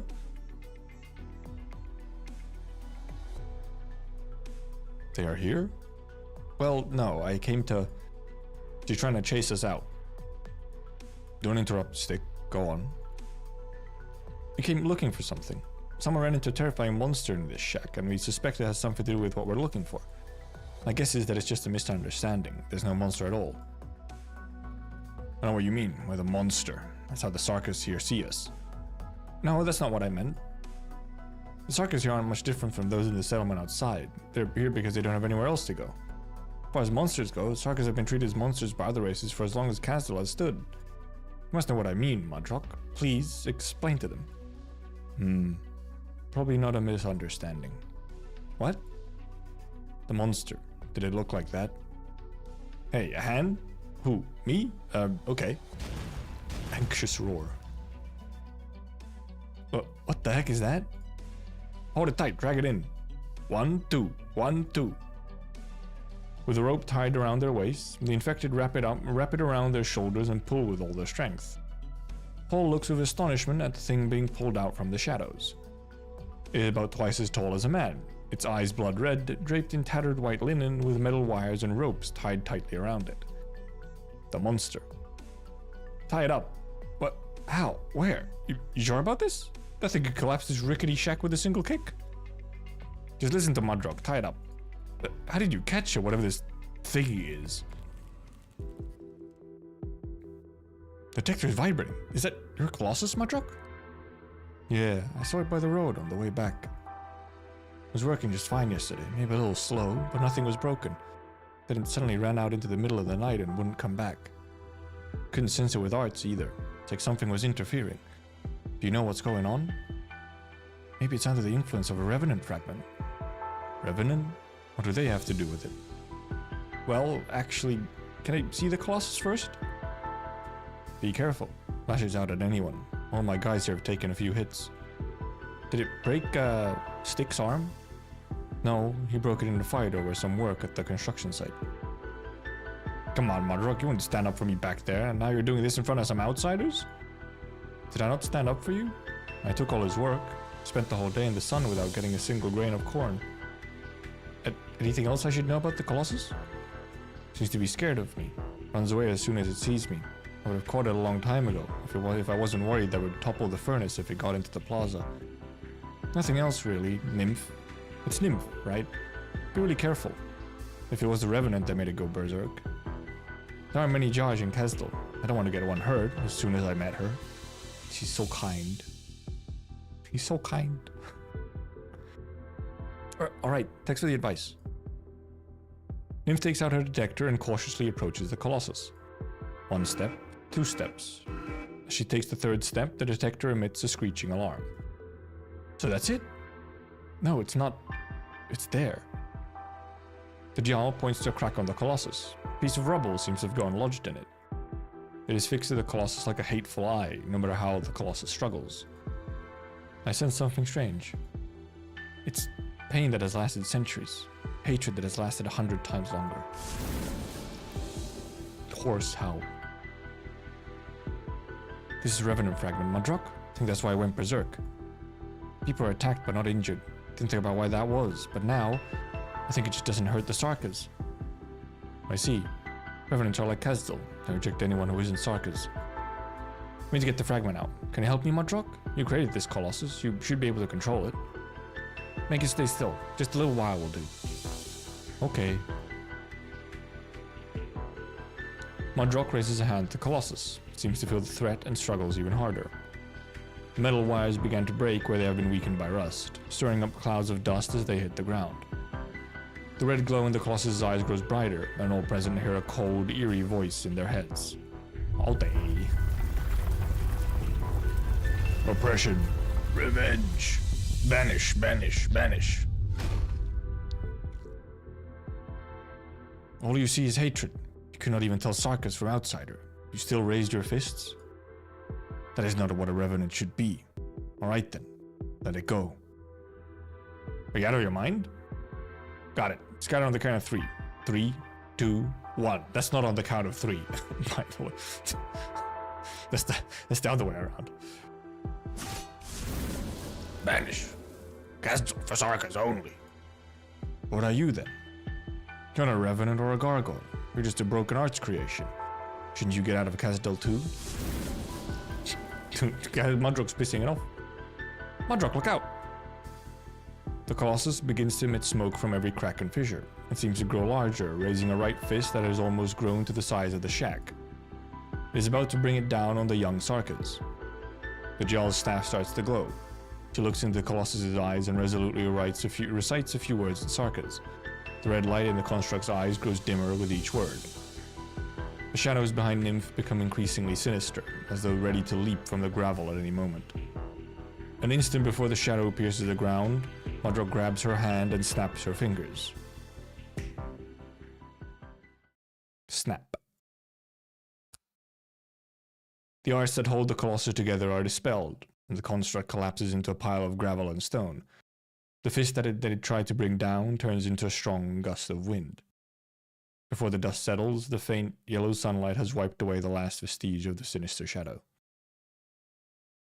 Damn, that was that easy. Modrok just kinda... could have done that the whole time. She should have just turned it on and back off and back on again, if it was being a problem. I can find my way from here. It's okay. I'm going to Rose Island branch office here to report on the Revenant anyway. We're going the same way. Is it safe to put it in that little box? Totally safe. It's Lichcraft. As for you and your friends, I know the guard on duty today. I can have him sneak you out of the city without drawing attention. Why should we leave? Just like that Colossus, a lot of people here who won't tolerate an outsider living next door. People need to eat and sleep, but it's not any easier to come by in the city. Maybe I didn't bring them here just to eat and sleep. In the past, not so long ago, there were more than just Sarkas in this city. People came from far away to teach, heal, build. They weren't here to just eat and sleep. Do you mean bobble? But they left, and you know as well as I do why they left. Oh, okay, so Modrok is around for bobble. It's just a dream, like the kind you get when you're running a fever. Glad it was part of my childhood, but it wasn't always a good thing for Kazdel and the Sarkas. Kazdel is fragile. Can't handle anything like that happening again. Are you speaking for yourself or for all Sarkas? Kazdel is not so fragile from my point of view, and the Sarkas have never been that fragile. The bad can be avoided. The good will always be good. There are things that Kazdel has to face. Kazdel is the last hope for some people. They can't live in the settlement outside the city forever. You're a Sarkas. Your friends aren't. They trust me, like I trust Amia. Oh, Amia mentioned. No way. Amia, Rhodes Island. I've heard about your ideals. They're attractive. Now I'm even more curious. What is Rhodes Island like? You can come with me to see Amia. It's not far, just past that street. Wait, Amia's here? She's in Kazdel? Let me do this first, though. I said I would, and the one I promised, I'd rather not get on their bad side. Nymph waves the box. The spinning rocks within make no sound. Amimi. Modrok nods and walks towards the furnace. You done chatting? Yeah, where do we go next? I would say the market on the east side, but they're long gone for the day, or long done for the day. Why don't we call it quits too? I feel like I forgot something. What could it be? Oh no! Beansprout's cart! Oh no, they forgot. Is it Nymph back yet? I'm gonna get a dump bigger than Big Head's head. I'm gonna get a dump bigger than Big Head's head if he comes back first. What are you worried for? Nymph always comes through. Look over there. Nymph! My card, thank goodness. Is there someone to thank besides goodness? Thank you so much. The ghost didn't catch you, did it? Stop carrying Sherry with that ghost and monster talk. Just some thugs up to no good. Consulted taught them a lesson. Wow, that's the story they're going for? Because it's easier to explain. Big head, big head ass. Leaving Victoria. This is 100% after Victoria. Or well, I mean, at least sometime after Victoria. Considering Wishadel has already made their way back. Mishadel and Manfred have already made their way back to Kazdel from Victoria. Like, this is very clearly post chapter 14. Like the siege event, the siege altar event might be happening around like the same time even or something. Mishadel. But the homes are in disrepair. The roads are really narrow. You should avoid the place. Really? But they saw a bunch of people getting chased around by the monster from one end of the city wall to the other. Maybe the ghost is after you, Nymph. Maybe you should teach me a few more words today, just in case you can't come tomorrow. How much shit goes on a single year on Terra, yeah? It's very active. I'll be fine, don't worry. She's got a special way of showing concern. It's getting late. I should head back before the broken horns start getting ideas without me around. Maybe that mud rock gave me an idea. You think some of the fireworks might have fallen outside the city? How about this? I'll touch base with smugglers outside tomorrow. Take a look around the military commission garrison while I'm at it. Alright, I'll check out the East Market. Find anything, call me immediately. Don't put yourself in danger. No problem. See you later. Don't call him Wankfred. Rude. He's our guy. Return mercenary. Hey, big head. What happened to your hat? It's all swollen. Oh, big guy. Here's your cart. Just leave it over there. Well, if there's nothing else, I'll be going. Get lost. I'm too tired to deal with your crap right now. Oof, thought you were gonna punch me. Did you not eat all day at all today, big head? Why the sullen look? What did you just call me? Why's the front of the car dented? And the handle cracked? Come here, let me hear you loud and clear. Please, no help, mercy. Oh, he's cooked. Rip. I like how the kid was allowed to call him Big Head. Child privileges. Oh, it's time for her. Time for, edgy Furina. You could button your shirt a little bit, woman, though, not gonna lie. Unfinished attitude.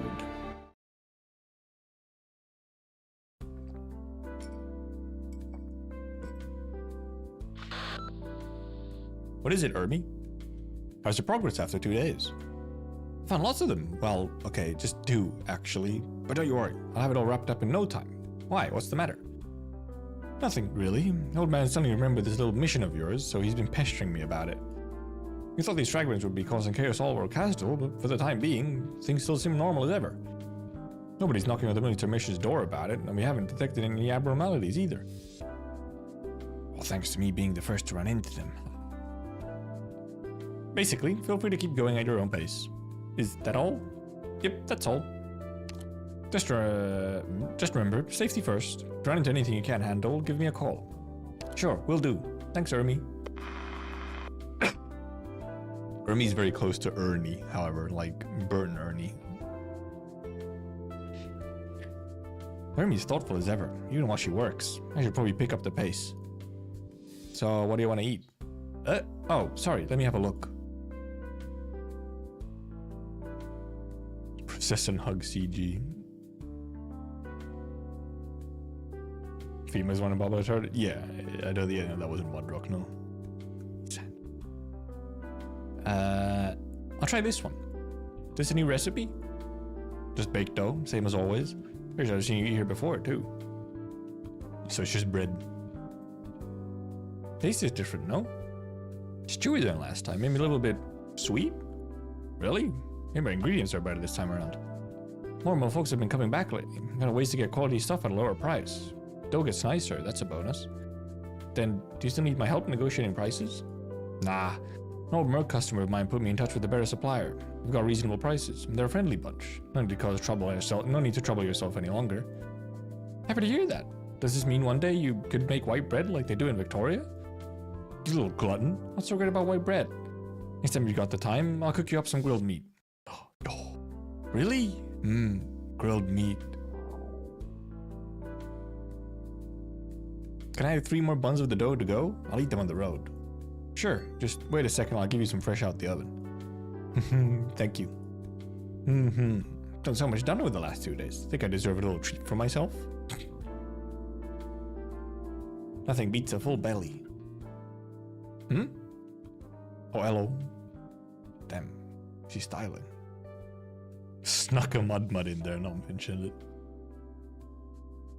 Nymph glimpses a Sarkis out the corner of her eye. Not on purpose, of course. Any passerby would find themselves turning their head. It would be hard not to. She stands motionless, leaning against her cane with her top-hatted head held high.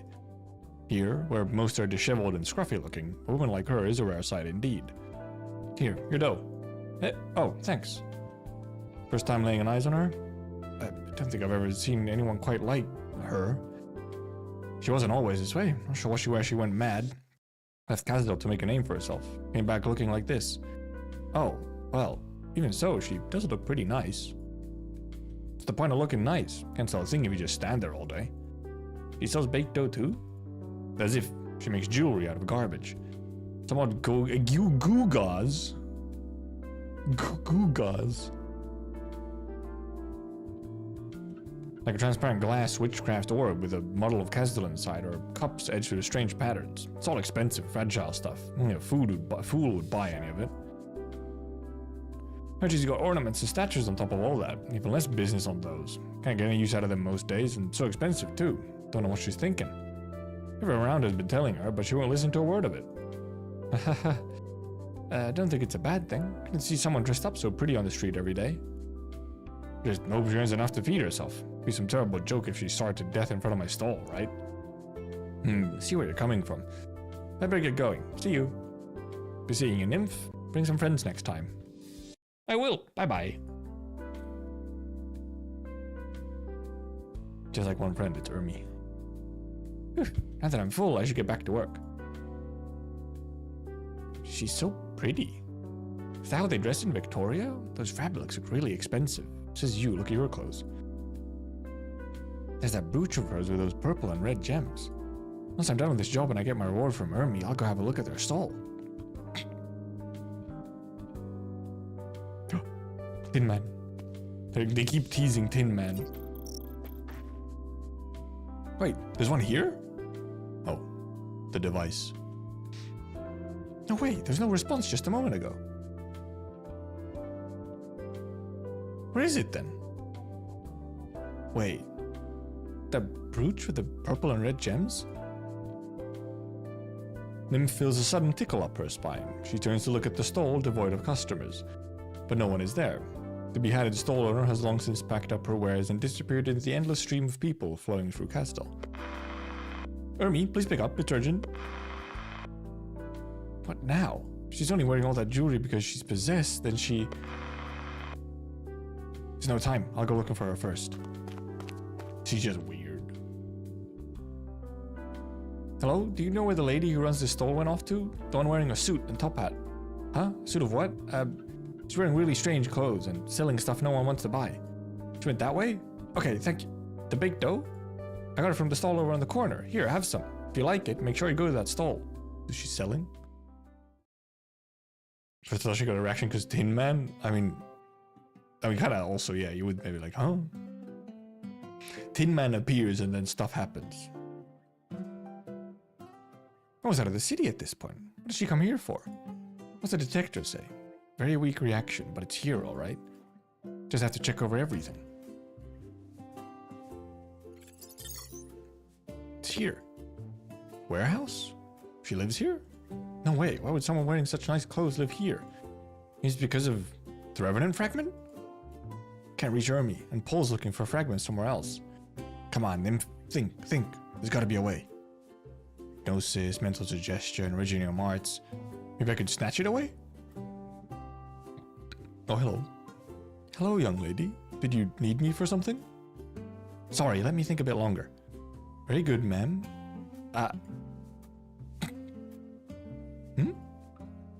Hello?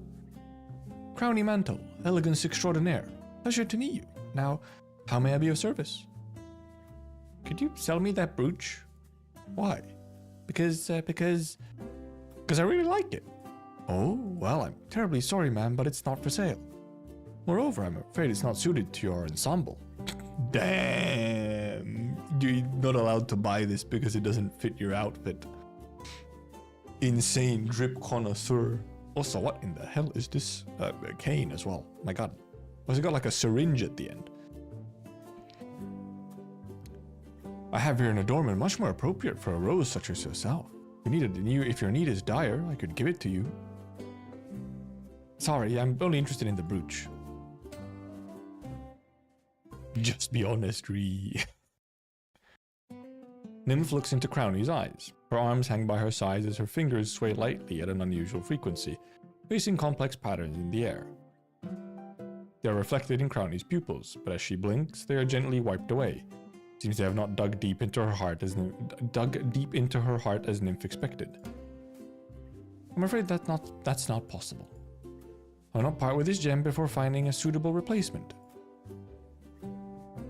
Now, I have some pressing business to attend to, so I'm afraid I cannot entertain you any longer. On your way now. She didn't even try to, be honest, though. Nymph, you fool. Nymph, wave staff. Chant softly. Please wait a moment and hear my plea. Nymph projects her arts with all her will, and they descend gently upon Crownie. 1 second, 2. Her target continues to walk away. No effect? She's running the fragment. Getting around the Revenant's influence on her sure isn't easy.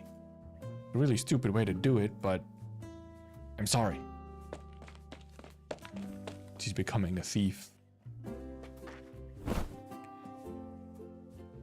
Forgive me, Madam Jaw, but I'm in a hurry. Please don't block my way. Eh?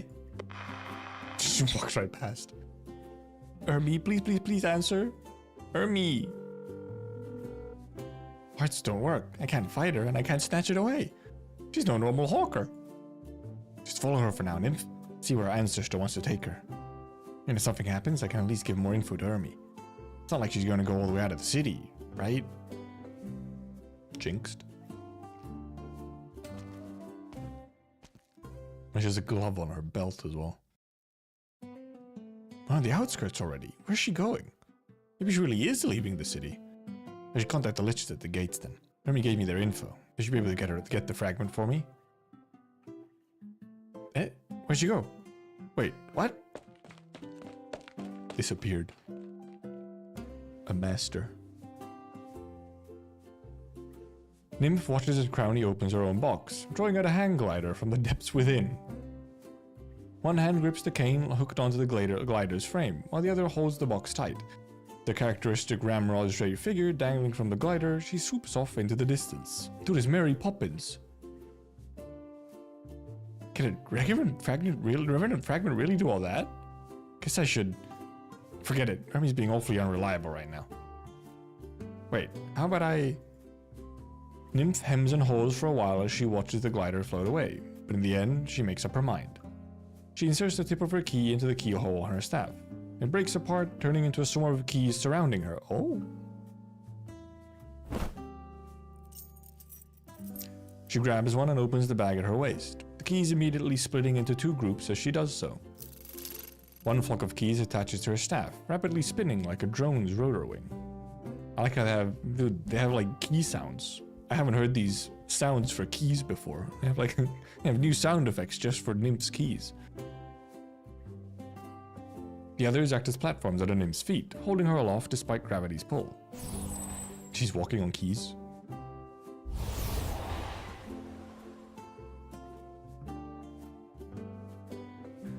Standing in midair is an extremely strange experience. Drifting off wherever the wind blows, watching the familiar sights behind slowly shrink away, until the jagged edges of Kazdel have faded into fuzziness under the gentle light of the sun. Then, with the breeze in back and the wind ahead, double Mary Poppins. A moment's distraction means tumbling to the ground.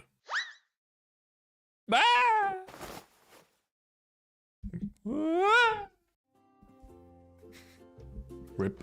Can't believe she died. Here, use my handkerchief to wipe your sweat. Thanks. I must admit, I've never seen anyone act quite so recklessly. Inexperienced with those arts, are you not? Yes. If you hadn't flown by to catch me, I'd be a big splat on the ground. Thank you for the hanky. The hanky. Like she's going and start just saying what she needs. Yep. It's like, she hasn't even tried. She just assumes it won't work. Oh, don't mention it. Do you always use your glider to leave the city? It's quick, convenient, and graceful. Most beautiful method of transportation. I was inspired by the cable cars plying Kjerag's snowy peaks. You've been to Kjerag? I will have been one day, but for now, the pictures in the newspaper will suffice. You should head back home already, young Jarl. What a strange ancestor. Why is she in such a hurry to leave Kazdel? I might bring Crowny along. He just assumes it's the Revenant. Oh, there's no signal here. Guess you're on your own, nymph. Your big adventure begins here. You silly woman. Silly girl. Oh, thank goodness she finally stopped. Looks like she's not leaving Kazdel just yet. In the distance, Crowny takes a deep breath, then yells a strange incantation.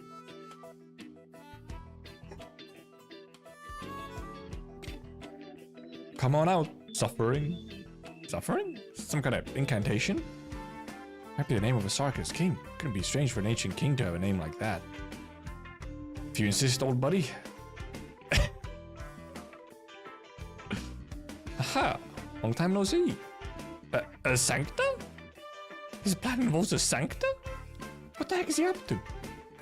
I can see you, little Jarl. No need to hide behind a rock. Come on out. Why's your apprentice being such a stranger? She's not.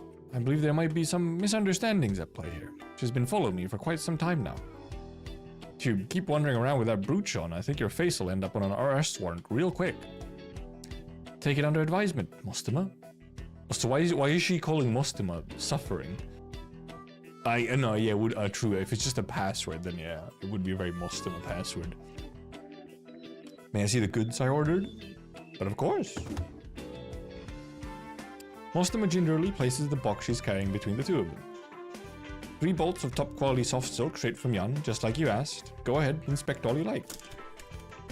Fucking Fia, man. This is... I can feel it. Subtle pushback when you press down on it. This suppleness, this pure white. Nerding over clothes. I guess he really does want to leave Kazdel. He's even got a bunch of supplies ready. Huh? Where'd that Sancta go? Hey, yeah, little Jarl. Nice weather today, isn't it? Stay back! I'm a caster. I've got really super strong arts. Why are you so afraid of her? Oh, what a coincidence. As it turns out, I'm a caster too. Makes us counterparts, don't you think? But I'm... It's fine, it's fine. You look reasonable enough to not the type to attack a defenseless messenger like me for no reason. Defenseless. Very defenseless. Take your silence as a good sign. Crowny's gonna need a while longer to check out her hole, so I'll get some fresh air over here. Maybe slack off a bit. Won't bother you at all. How's that sound?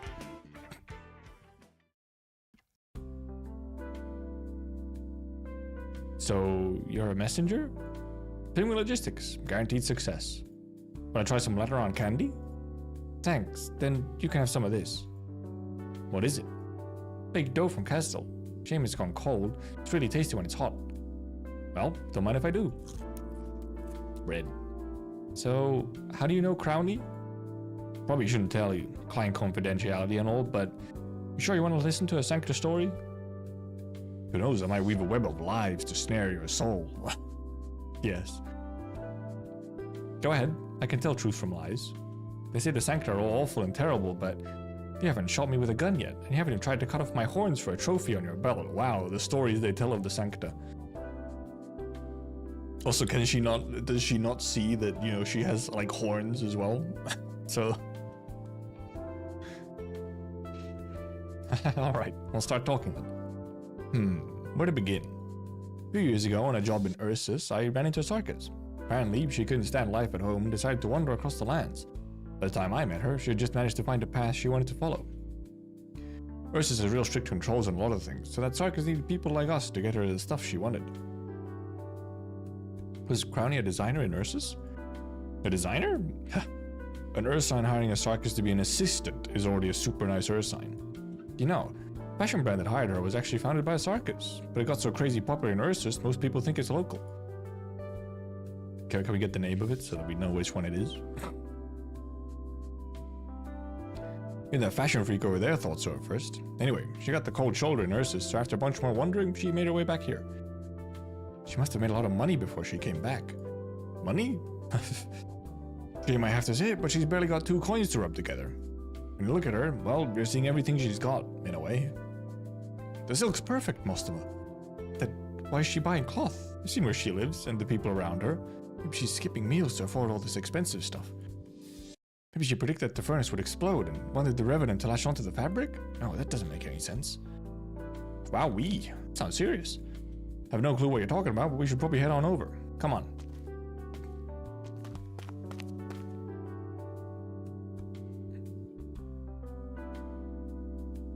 Do you need anything else, Crowley? My thanks, Mostama. You must have been through a lot coming all this way.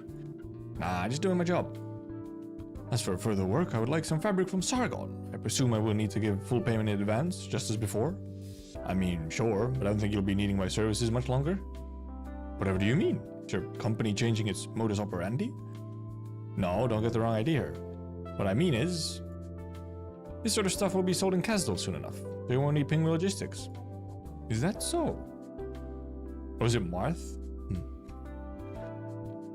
Number of caravans going in and out of Kazdel has doubled several times over. Folsa Rose Island have also helped set up a few connections for the city. Probably have a place you can get imported goods before long. So you're saying I'll be able to sell my Kazdelian souvenirs? Your what? Crystal balls, cups, you know, souvenirs you get on a trip. Not that different to the ones you see in other countries. They're just Kazdel themed. But who would want to go on a vacation to Kazdel? We don't really have any good sightseeing spots. I wouldn't mind, to be honest. Walk around, see your soul furnace, roam the streets, and there's that Temple of Knowledge that's in Kazdel, right? Shame I won't get the chance. The idea's not bad, though. You should talk to the merchants. They might want to buy some souvenirs to show off back home. I'll bear it in mind. My thanks. As for you, young Jarl, call me Nymph. Let's go, Madam Nymph. We should hurry on home. Okay. We'll see you. Well, see you, Sancta Messenger Lady. Ciao. If you ever need anything, remember to call Ping Logistics. Crowley's got our contact.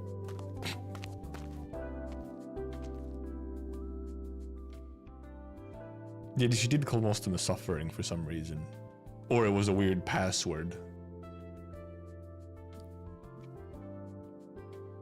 Oh wait, no, phew. Shouldn't you have popped out too? Suffering, or is it Mad Bomber these days? Okay, never mind, Fia's here. Have you lost your mind coming to Kazdel for just a delivery? If you get caught by the Sarkis, there's no way you're making it out alive. She's an old customer, not wise to refuse a request. What, worried about me? Supervising you is my job. We're going back right now, immediately. Alright. Not like there's anywhere to run in this wasteland anyway. Say, why don't we go have some fun in Kazdel for a day? Raise his weapon. Start walking. It's so hard to get through to you. I mean, she is always supposed to be around. Mostama would never, indeed. Fia's always supposed to be with Mostama, so. Welcome to my humble abode. After an entire day of walking, Nymph and Crowley are back in front of the warehouse where they first spoke. The place that Nymph assumed the Revenant compelled Crowley to go to avoid the crowd. She really does live here. There's a bed, a workbench, some clothes hung up, corner full of junk, missing a lot of basic furniture. No. When you look at her, well, you're seeing everything she's got, in a way. Please, make yourself at home. Sure. Do you need help, Crowley? No, I can handle things on my own. That cloth you bought is really expensive. A mere several months' worth of food. Hardly important. Damn. This place is ill-suited for a brooch. I use this cloth to make a matching necktie or cravat. Madam Nymph? What is it? You wanted this brooch, did you not? Yeah. But then you... Take it. I no longer have a need for it. Easy. Lucky. A heavy stillness emanates from the brooch. And Nymph cannot stop herself from shivering. She quickly throws the fragment-embedded jewelry into their box. This whole time, the Revenant fragment seems to have done nothing other than latch onto the brooch. No commanding strange creations, no instigating arguments in a crowd. When it was in the palm of her hand, she even felt some fury and frustration coming from him, like... Talking to a bird and beast? Pardon? Oh, no, it's nothing. Just a funny idea that popped into my head. Are you feeling alright, Crowley? Thank you for your concern, but I've been fit as a fiddle this entire time. She doesn't sound any different from earlier. Is she really recovered from it? If there's anything I can do to help, don't hesitate to ask. As it were, Madam Nymph, I do have a presumptuous request. Just Nymph is fine, no need to be so formal. Very well then, Nymph. Could you come over here for a moment? Nymph looks at the clothes atop Crownie's workbench. They appear to be a suit, but not in Crownie's size. Could you try this on? Me? Crownie whips out a tape measure, rapidly taking Nymph's measurements while muttering strings of numbers to herself. Should fit you, give it a try. Aren't these clothes really expensive? I'm scared I'll... Don't worry, it's not finished yet. Alright then.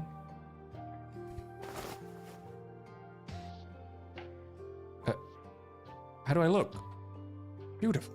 How does it fit? Are the cuffs too tight? Too loose? Anywhere that feels particularly awkward? Nymph skims through foreshadowing. Suit. No, it's a perfect fit. You making these clothes for a friend? No, it is a gift to myself. This outfit's creation is my dream, but alas, I'm still unable to realize it. I think it's pretty much perfect already. Far from it, I'm afraid. Cuffs still need embellishment, the accessories still need matching. All in all, it's still rather crude. Let me take it off now, Nymph. My thanks. Oh, okay. But why would you make an outfit you can't wear? Because its revelation gave my life direction. I wanted to distinguish myself from those of others, but I too love this city, and so I called attention to myself through a multitude of methods. Old Sarker's tricks all. Sure you understand where I'm coming from. In the end, I was driven away from Kazdelian, set adrift in the wilds. Offered menial work in Ursus. At first, it was only my survival instinct that spurred me to accept. But I found myself rather suited to deft needlework. More importantly, I obtained a designer's manuscript. Sarker's designer from Kazdel. Kazdel, designer. Never had I thought those two words could fit together. Were these clothes in that manuscript? They were. It was a heavily damaged book, and much information was lost, save for a note reading, for AM, in the framework of the suit. Naught else remained. AM. Despite the damage, it provoked an emotion I had never felt before. To understand it, I took up tailoring, alongside the crafting of many other knickknacks. As it happened, Kazdel had forgotten me by that point, and so I returned, under a new identity. Kazdel has changed, just as I have. It's more of a tolerant city these days, when a stuck-out nail such as I can find a stage here. Is that why you made stuff you can't sell? They're souvenirs. There will come a day that Kazdel will entertain visitors from all across Terra. This I do believe. Though I'm merely testing the waters on a whim. If other places can enjoy something, then why not Kazdel? We're not so different from them. It could be a suit of fashionable clothes, a set of baubles for tourists, or even a way of life. The pursuit of beauty. You might be thinking too far ahead. Never even dreamed of Kazdel being a tourist attraction. Right that the city has changed lately, though. Lots of people walking around. It's real lively these days. Completely different from before. Did you see the fireworks a few nights ago? It was so pretty. Maybe the furnace got a bit too happy and lively. That's why it's fired them off. No. Nymph? What's going on? Everything's fine now, Ermi. Ran into some trouble while I was trying to get the fragment, but they're all taken care of. Good to hear. I was helping the old... aiding my master in some research on the phylactery, so I didn't catch your calls. Terribly sorry about that. What the hell's a phylactery? It's fine. I've covered most of the city by now. There's just one newly repaired residential district left to check. I might be finished by tomorrow, so you better get that reward ready. Once you're done, come right over and it's all yours. You're a lifesaver. I'll be turning in early tonight. Goodbye. Sure. See you soon, Ermi. She's jinxing it. Well, I won't trouble you for any longer, Crownie. If anything comes up, remember to come find me. Here's my contact. I will. Thank you. Good night, Nymph. Good night.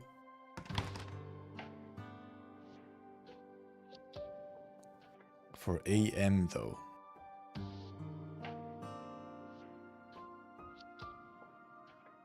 With initials, probably. I'm so tired. I haven't got to eat any of that baked dough I bought this morning. You didn't?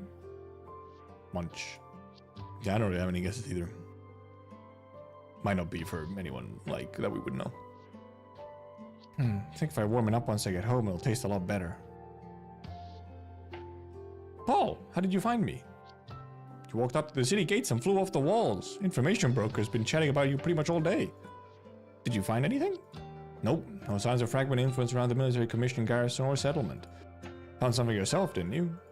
Yeah, look, the fragment I found today is super pretty. It's like a gem. It's a piece of glass from inside the furnace, looks like. You're right though, the color is really distinctive. The lady who gave it to me was really distinctive too. Today's been real hard on me though. Running around all day and now I'm hungry and tired. Go home and get some rest already. One residential district left to check. Gotta do all we can to get everything wrapped up tomorrow. Alright. Damn, you're so tired you nearly smacked your head against the wall. Fine, I'll walk you home. Damn, these two really are, like, just spending all this time together. Don't fall asleep just yet. Tell me about this distinctive lady you met. Sure, I went to the market this morning to buy some baked dough, which smelled real nice.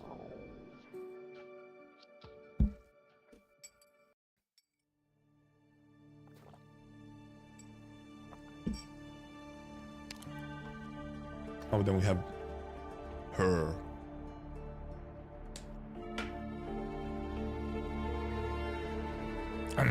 The witch and her afternoon tea. Hello, Sokka's lady. Scary woman. Where am I? Oh. Hey. What? Faint echo. Hey. How did I get here? My hand. Pink patterns have formed on her hand. Blood has frozen into crystal, tearing the skin apart and forcing its way out along the patterns. A chill wind blows past, tearing blood and flesh like flower petals, leaving behind only... It hurts. Why? I mean, it sounds like it would hurt. Half an hour ago. Oh, okay.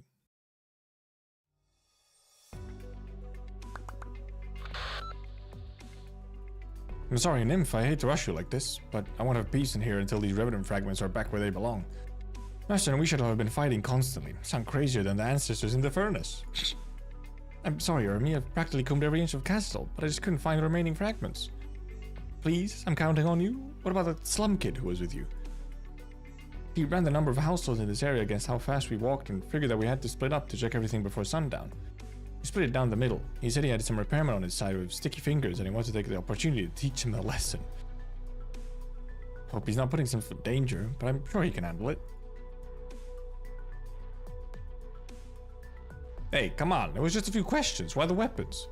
Can't expect to run a dirty operation without facing the music. Never said I was going to report you to the military commission. Alright, just the two of you, I could use the exercise. What? The guys are with you too? How many are there? 20? 30? Is it too late for negotiations? No, he's having some trouble. Do you think a Revenant would miss the furnace after a few days and go home on his own? Are you even listening to yourself? Would you want to go back to the place where you were held prisoner for centuries? It's just an idea. I don't know what it's like in the furnace. You know, maybe Kazdelian is a kind of furnace too. People outside think it's scary and terrible, but it's home to us. Hard to imagine being present for hundreds of years when I've been around for less than 20. Maybe you're in a better position to judge, Ermi. Okay, age concerned. Age confirmed, below 20. Damn, she really is a child.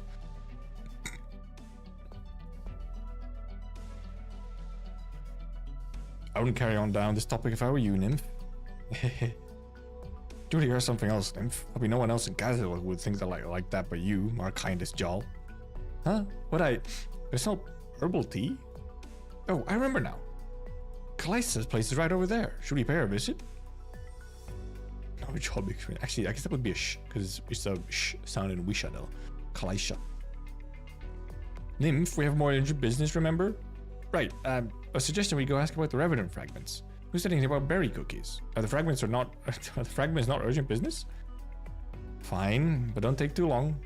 It's a wonder you get along so well with Kalaisha though. She's wonderful. She always gives me little presents when I visit. Why is everyone scared of her? Oh, but I can't go empty-handed, official business or not. Let me see. She only moved in recently. What would be a good housewarming gift? Beware the afternoon tea. Knock knock. With one hand behind her back, Nymph knocks on the slightly damp door with the other. Are you home, Kalaisha? Oh, hello, Nymph. Just a second while I get the door. Mommy. Good afternoon, Kalaisha. Didn't have time to prepare a gift, but I hope you like this anyway.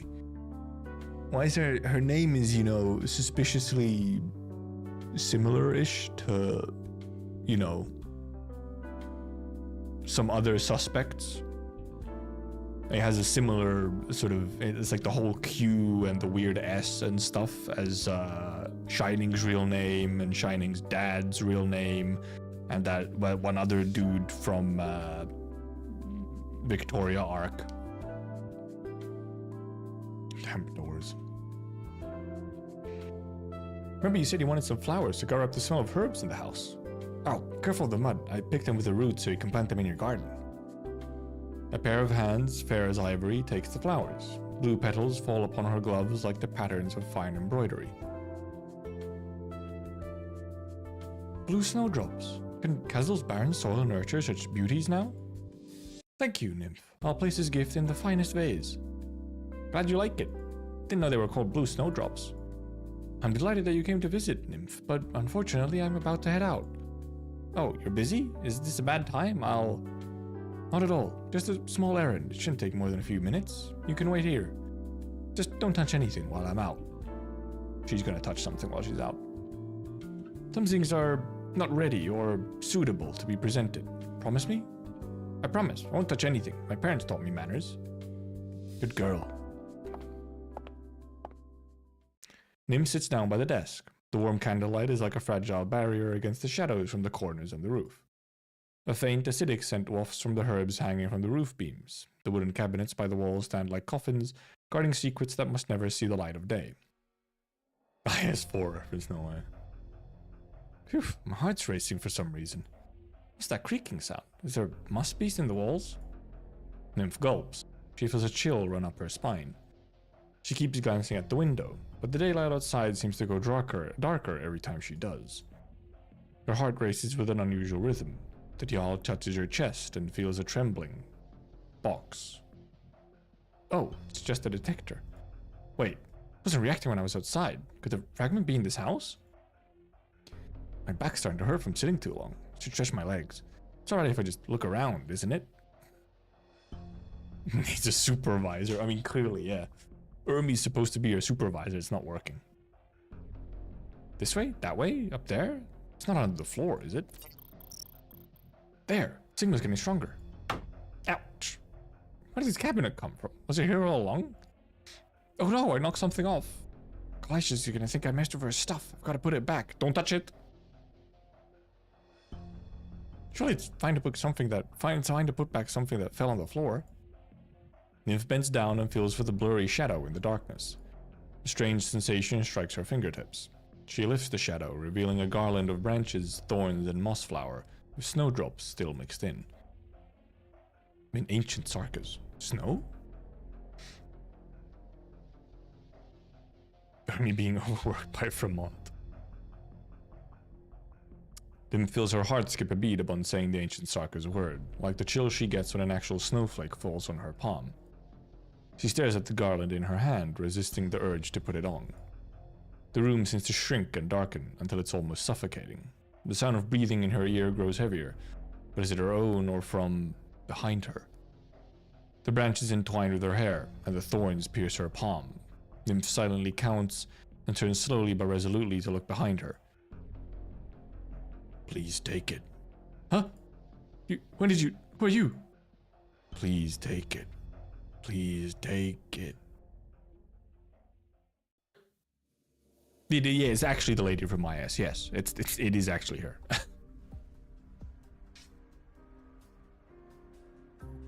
The walls of the hut fall and the roof is gone. I find myself in the wilderness, the chaos of battle coming from beyond the dust. The garland in my hand has turned to blood, spilling through my fingertips. A bloody Nagzera crawls toward me, but I cannot move. Help me, master. Who are you? Tell the liege the king of Sarkas is dead. Yulish has fallen. Oh, it was back then, okay. Why do we still fight? I hear the ancient Sarkas language, disjointed syllables that come together to form words. King, death, fight. I try to ask him where we are, but my words slip away from my lips, turning into faint echoes in the sky. Where am I? End of the battlefield, boundary between life and death. Why do you not grant me your blessing, Master? Do you despise my cowardice too? Grant me the pain of decay. Grant me the continuation of life. Take this power away. Please take it. He pulls out a rotten object from his chest and places it in my hand. His visage contorts from pain. His eyes are a mixture of reverence, fear, and hate.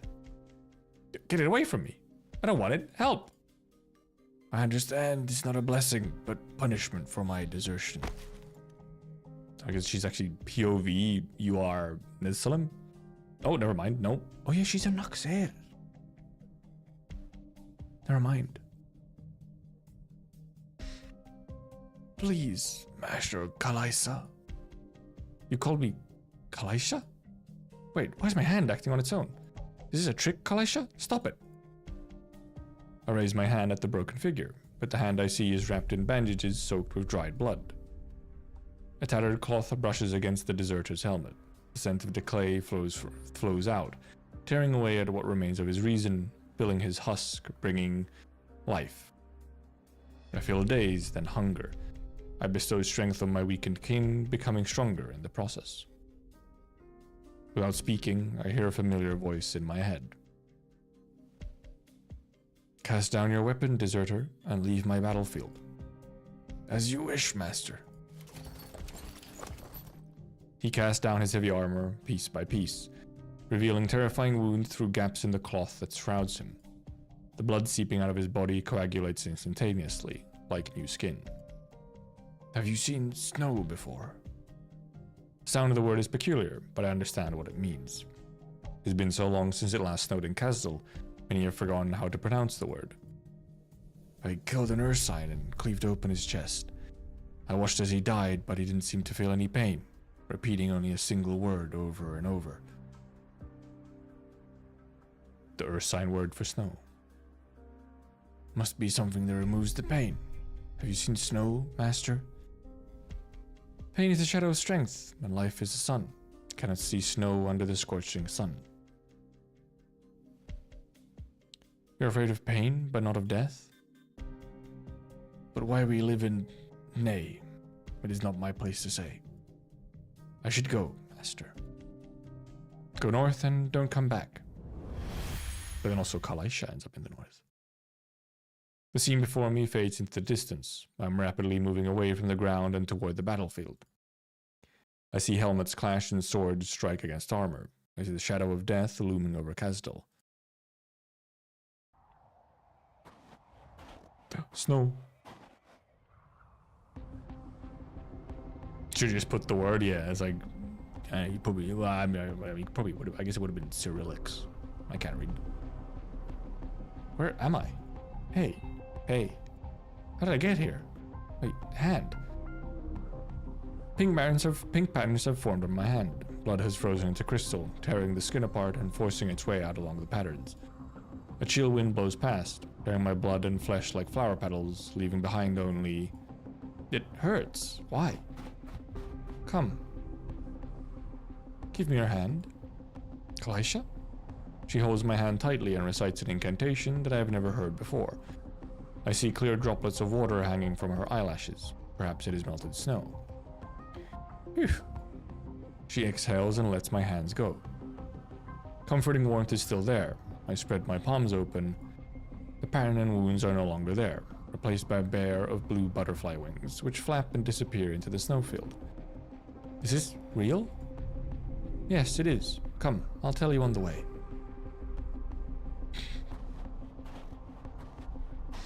Kalaisha, have we met before? It's all right. You may call me the North Wind Witch here. Ah. Oh. Think you're the first Naxerer I've seen since I came here. Naxerer? I've sensed your presence ever since you set foot on the snowfield. You're growing weaker, like a campfire buried under snow. Naxerer who turns from war inevitably grows weak. A process that is even more painful than waiting for the approach of death. So, why did you do it? She throws the question at me casually, like kicking up a puff of loose snow. But the question feels so heavy I can only gasp for air. Words fail me. Was it because of that War? The liege, nay, Nessalam had no choice, and you had to take the opposite path, as I did. Also, once again,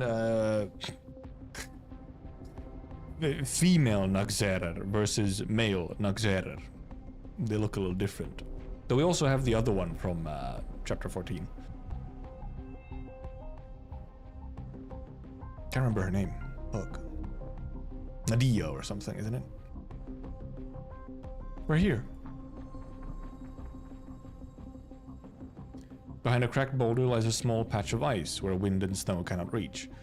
Beneath this ice, the water remains calm, cradling a round air pocket like a sorrowful eye. Nadine. The North Wind Witch cracks the edges of the icy surface with her staff, and the air pocket escapes, becoming one with the wind and snow again. I came across this place by chance. The must beasts won't drink from it, even if they're dying of thirst. Spring does not grow or diminish, its water always clear. It exists on its own, outside of this snowfield.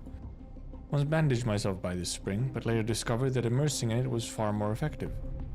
Like, you bathing it? I've heard the workers of the mobility layer bury barrels in the ground to bathe, but it's so cold here. The water is not deep. You can hold my hand if you're afraid. Alright, I guess I'll try. I step slowly into the spring. The cold penetrates the armor and bandages that do not belong to me, piercing my every bone. The water covers my shoulders and presses against my heart. Kaisha, no, Northwind Witch, do you remember encountering a dying Nuxetter deserter a long time ago? I do. Did he ever see the snow? I heard he died on his way to the north. But he saw the snow, at least, didn't he? No, he may have never seen it, but the snow was always inside him. It's copium. The heartbeat gradually slows, and I can hear the sound of snowflakes falling on my head in between the rhythm. The festering wounds and old scars continue to sting. The withered flesh and blood will never flourish again, but none of it matters anymore. The pain has not lessened, it simply exists in another form now, like snowflakes that melt in the icy spring. Kalaisha, is this really a dream? If it is, what did you make it for? What do you want to tell them? Your past, your future, or who you really are? Kalaisha does not answer. She sits by the shore, her staff laid sideways on her legs. I see a blue-purple butterfly fly past her hair. One after another, they encircle the icy spring, turning the decay in me into new butterflies as they flap their wings. Crystalline butterflies surround her. Her fingertips drop down to brush the surface of the water, but there is no ripple. It's not how snow works, Finnish streamer. 2024? Look at this dude. He said 2024. Dum-dum. The snow stops and I suddenly realize that so too has this dream. Is the dream over? Kalaisha, can I leave now? You're scaring me. I could really use some hot tea right now. Kalaisha? In the darkness, I sense something approaching, but whatever it is not alive. I try to curl up, but cannot sense my limbs or torso. It is as if only my consciousness is left. Malicious sounds. I feel pangs. I sense hunger. I arrive beyond the end, before the door. Kalaisha, help. I shouldn't have touched your stuff. I'm sorry. Kalaisha. Cold engulfs me again and fear rushes into my throat. Just as I am certain I will drown, the door opens. Ooh, the Nagzerer king. Come in. Hello? You have rejected the title that the military commission conferred upon you, Kalaisha. Do you know what you have turned down? The war that we have yearned for too long. A lot of the old days will not be washed away. Don't tell me you really intend to leave with that house. The liches will never allow you to leave with their handiwork. No. Why is there a Jarl in here? Hello, my liege? Are you King Nessalam? I read about you in my textbooks. No hips. The tall Nagzerer bends down toward me. I cannot tell whether he is observing, listening, or trying to discern my scent. Why have you come? Did not polish this memory, nor connected it to other things. I don't know. One minute I was in an ice spring with her, and the next thing I know I'm here. What do you mean by not connected to other things? Kalaisha deserted her war, but never her kind. She preserved her memories for her kin, for reasons unknown. Perhaps she discovered a new path in the endless ice fields. Do you mean we're in Kalaisha's memories? Do you know how I can leave? How do I wake up from this dream? Time has no meaning here. No one can know when you will wake up or if deeper slumber awaits. Also, but Nessalem is weirdly aware of...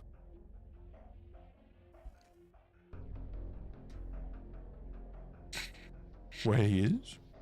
That are you real or a version from Kalaisha's memories? It does not matter. The life of Nessalem matters not. The name of Nessalem is synonymous with war. It has been long since I talked to someone like this. Okay, maybe we can chat until I wake up. Has the war for Londinium ended, Jarl? Well, I mean, okay, it's a memory then, yeah. Yes, I suppose. I don't think you'd like how it ended. No. Surely I would have passed on, but Kazdelian the Sarkas will remain. Well, that's what he thinks.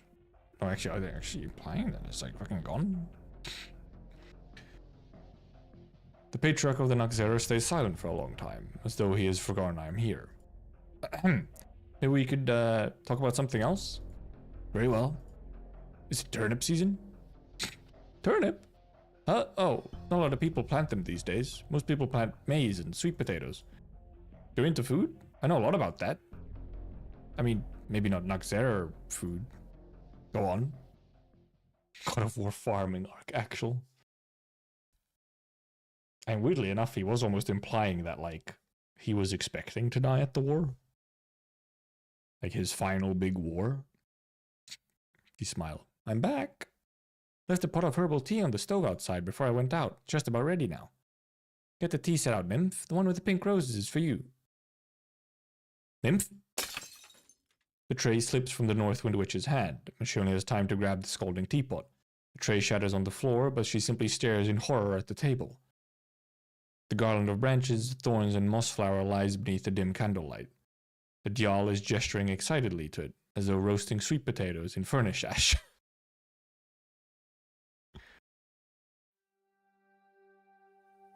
It's even sweeter than honey when it's fresh out of the furnace. Where's the blisters? Where's the blisters it gives you? Oh, look at me. Just keep talking about myself. What about you? What's your favorite food? Sauteed turnips?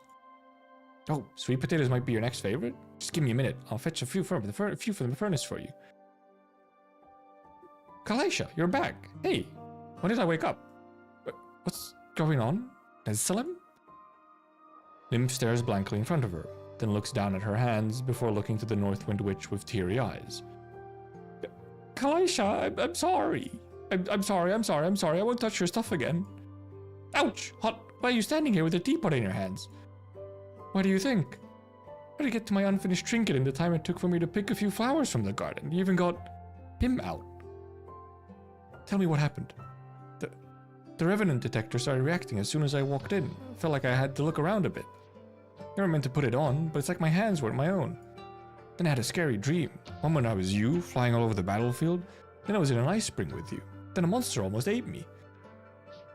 Those are dreams that I made with my own memories to help Noxera veterans cope after returning from war. They haven't been fully tested yet. They're dangerous, weird coping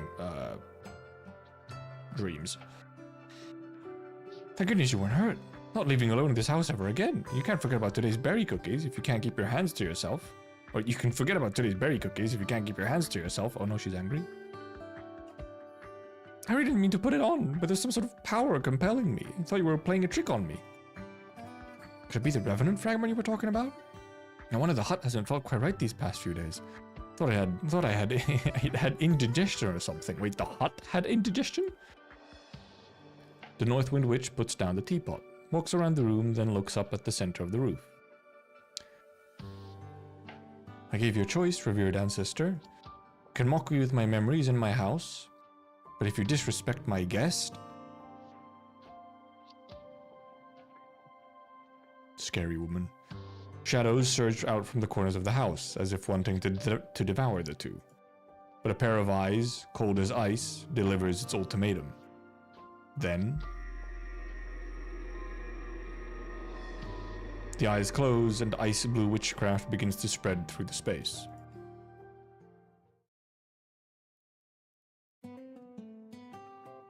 You gonna talk or not? Stop, you're gonna twist my arm off.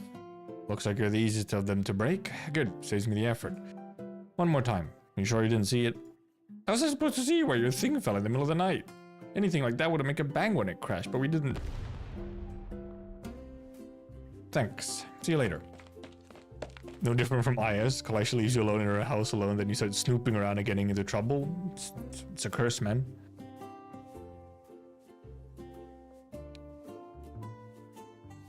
Wait, I want to know what the fuck happened too. No, you do not get to learn. Nymph? Are you okay? Nymph?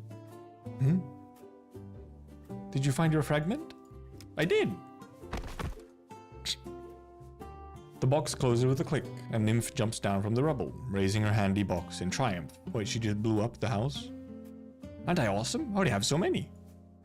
Yes, quite. I already had that fragment under my witchcraft, but it was your awesome arts that brought it down, along with my house.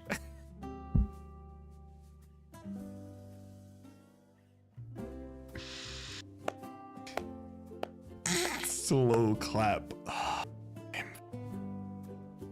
Sorry. That was the shadow I saw in my nightmare and I lost control of my arts because I was scared.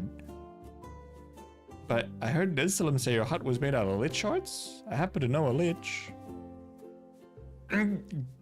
Please, Kalaisha, why are you suddenly looking at me like that? You're scaring me. What else did he tell you?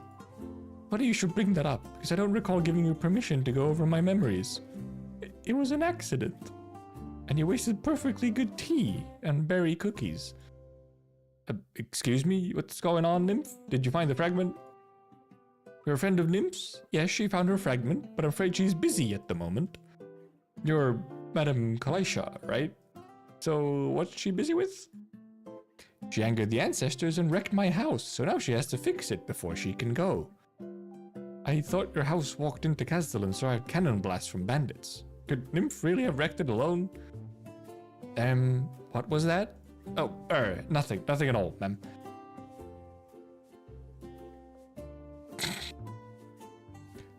Would you like some tea? I poured it right before she blew the roof off.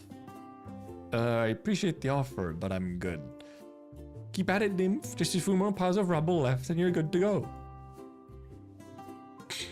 I'm starving. My berry cookies. A fool. A silly girl.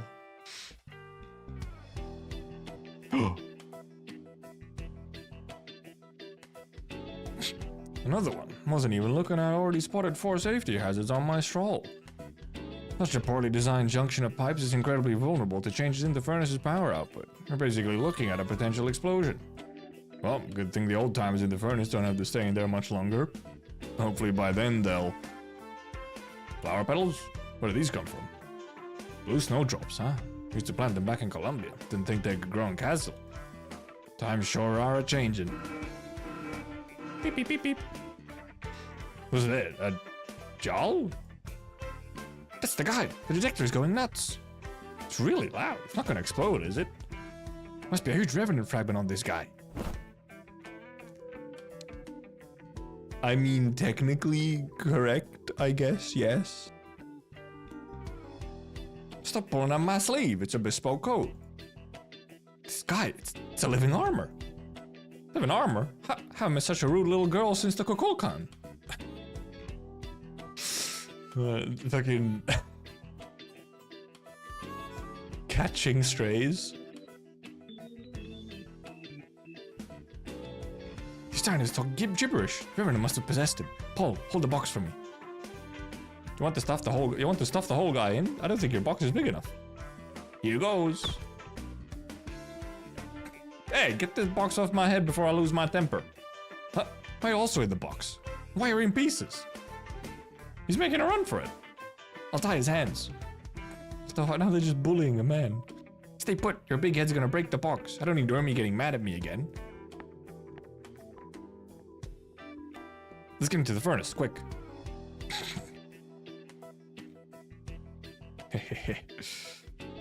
They are changing indeed. Tormenting my goat, actually. So rude. What's in the can? Our last one. Blow my nose a little again.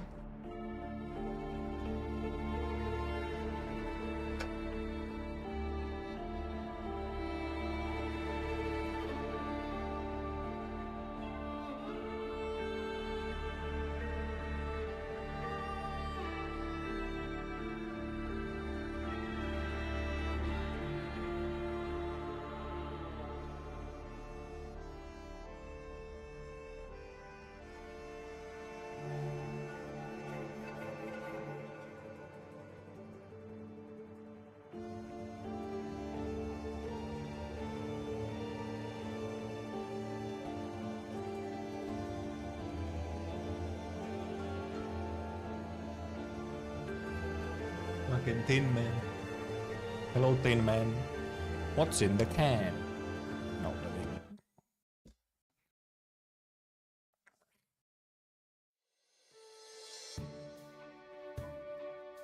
damn, I can't wait to get Tin Man as operator though. Also, apparently Tin Man is just very good as well, especially within IS5. So I'll actually probably use them a bunch in IS5. Oh god. Dick.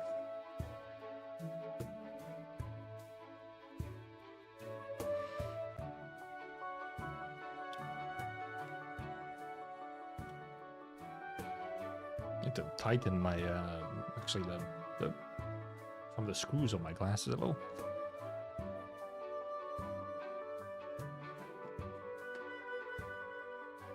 Was a good nose blow 1 to 14? Strange scale.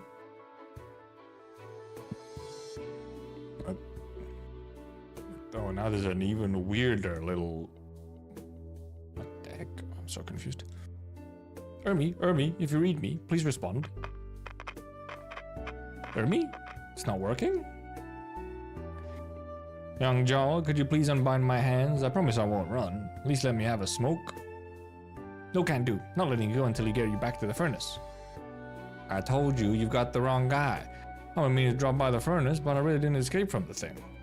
I have a Colombian ID in my shirt pocket. I can show you right now, if you unbind my hands. It's a long trip from Colombia to Kazdel, isn't it? If you told me you were from Billiton, I probably would have believed you. Can't be that far. Ermi, can you hear me? Hey, hello? The box's Kalmar structure has been ruined. You can slap it all you want, but it isn't gonna fix it. Right. How dare you? It's your fault my box got crushed in the first place. If I fix your little box thing for you, will you free my hands? Can you really fix it? Don't you pull any tricks or anything. I have my own methods to deal with you. I got it, little Joel. Relax. I'm not going anywhere. Hold on. Are you actually buying this, nymph? The guy gets possessed by by the ancestor and ready to unbind him?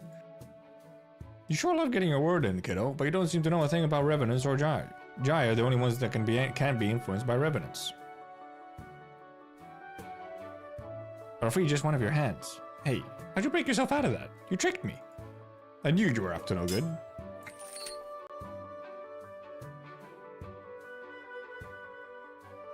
Yeah, whose data's in the game, so he's keeping me from a 100% operator account. I'm gonna have to wait until Friday.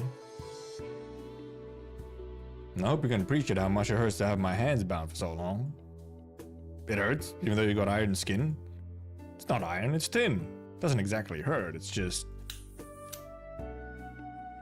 Between his metallic fingers is a single cigarette. Seems to have appeared out of nowhere. What do you mean? He has a pipe. Oh yeah, you can get in as a temporary recruit in IS4. Yeah, you can. It's funny how you can, like, how they're in there early and you can get him, like, as a recruit. The old man takes it to his mouth, takes a puff, and then spins the cigarette around between his fingers before carefully smothering every spark of flame in his palms. Whew, that's good. You can buy cigarettes in this nice in Kazdel, have to ration them. Or you can't buy cigarettes this nice in Kazdel, have to ration them. Hey, you promised you'd fix my box. I lied. Lich created the arts in that box, and those prideful bastards never think about repairability when they design things. That's not to say none of them earned their pride, though. Come on, you're just going back on your word. Let me finish. You're looking for someone, aren't you? I can't fix the box, but I can help you find the Lich who made it. How come you know who I'm looking for? I don't, but I think I don't need to. The strange man leans back as a puff of grey-whitish smoke gradually floats from his mouth. The smoke disperses into a rippling cloud, like a stone being thrown into a pool of stagnant water. Revenant's trace fluctuations sweep across the area, drowning all of Kazdelian in silence. A brief moment later, the noise has re-emerged, and the puff of smoke has completely dispersed. Who are you exactly? Just who are you, mister? Both asking. They call me the Tin Man. Tin Man? Look, the one you're looking for is here. One can count all the revenants that walk the lands on one hand. Who might you be? He says he's the Tin Man. He says he's from Colombia. Kazdel is not ready for your return yet. Hard to blame you. Never thought I'd ever come back here when I left. What did you come back for? He says he wants to go to the furnace. Nymphy? Okay, I won't interrupt again. Go ahead and ask. Then allow me to... Never mind. Suppose there's nothing else to ask? Normally, a guest of your pedigree would be received by my master, but... Your master? That stubborn old man? Let's not tell him. Save my vacation from going completely down the drain. It's a vacation. If you'd like to visit and take a look beneath the soul furnace, I could bring you there without telling anyone. Shake said, not beneath it. I want to go inside it. Who do you want to visit there? Who else? Nymphy, have you gathered all the Revenant fragments yet? It's all inside my box. Here. Oh, okay, she got all of them. Nice. The young Lich nods and nonchalantly throws the slightly misshapen box into the shadows behind her. Her gaze shifts back and forth between the Jarl and the Revenant. They finally lands on the soul furnace that stands in the distance. Then let's go. Nymphy, I'll find another time to give you your reward, and here's the surprise I promised you. Do you want to go into the soul furnace for a walk? Into it? Can I really? Can I bring friends? So many kind people have helped us along the way. I could never have collected all the fragments so quickly without them. Truly it was just an adventure.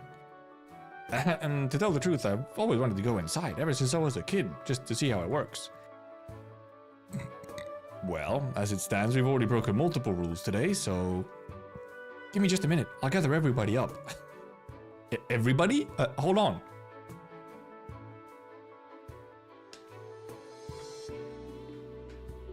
Right, for my reward, can I get some scrap already run? Paul, help me explain it to Hermie, okay? Alright. She leaves.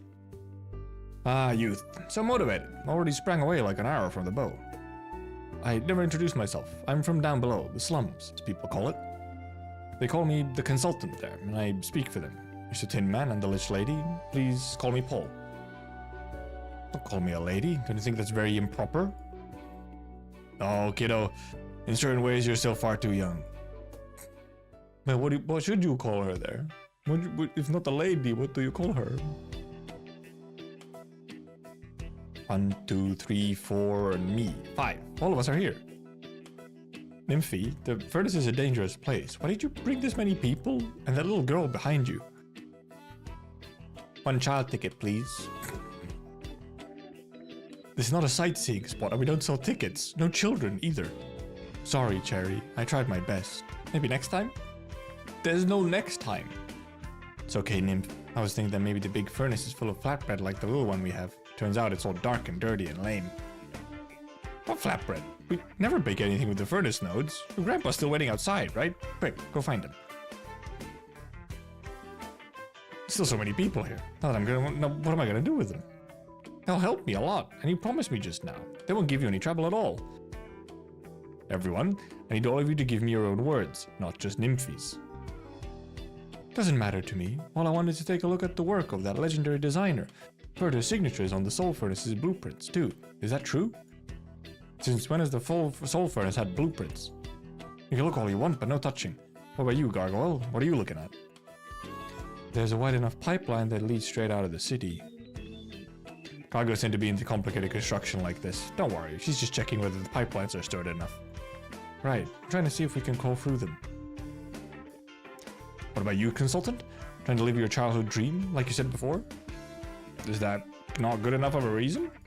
Didn't expect to see you here, Kalaisha. There's a Nakzera who left her tribe doing here. Left my tribe? No, we just hold different ideals. That's what I'm doing here. Mainly, couldn't bring myself to refuse such a sincere invitation from this cutie pie. If I manage to learn a few extraordinary witchcraft rituals while inside the soul furnace, that's all the better. None of us here have any reason to lie. What's more, it was a Dial who invited all of us. I've finished the whole cigarette already. Are you done with the roll call yet? I don't suppose anyone's going against their word. Lich girl, try not to pick up your master's bad habits. Liches used to have a pretty great reputation, but now... I'm not very well versed in history, but I can tell you're making things up. Okay now, if everyone's ready, let's get going. Stay close, don't fall behind. Hooray, you're the best, Ermi. You would be more amenable than those old stuck-up fossils. They really are just a tourist attraction. Turn right at the next corner. There are potholes on the ground 3 steps ahead. Keep left. You can open your eyes now. We're here. They had their eyes closed. So this is what it looks like inside. What's that faintly glowing thing? The witchcraft core. This is the deepest part of the soul furnace. As far as I know, ever since it was built, only liches have come here to hold rituals to appease the revenants.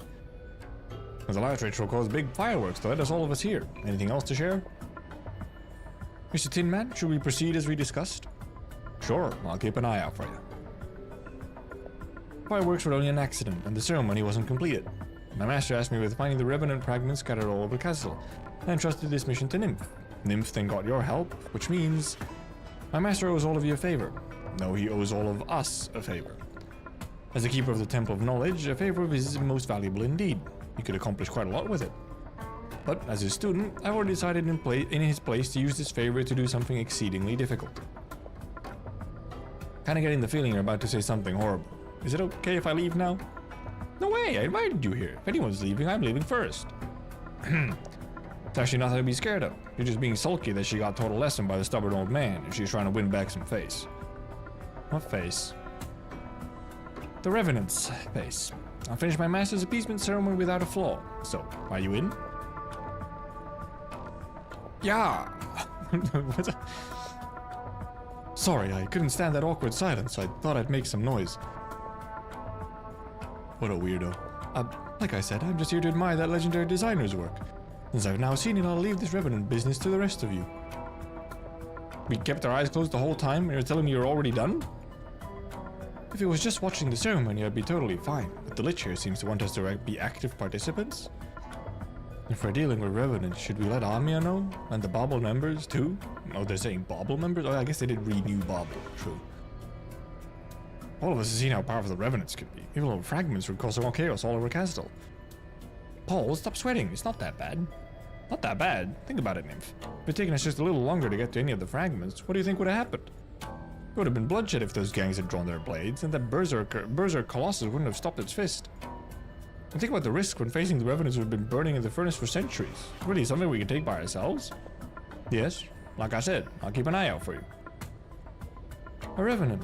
A powerful Revenant who turned his back on his homeland, only to return as if nothing had happened.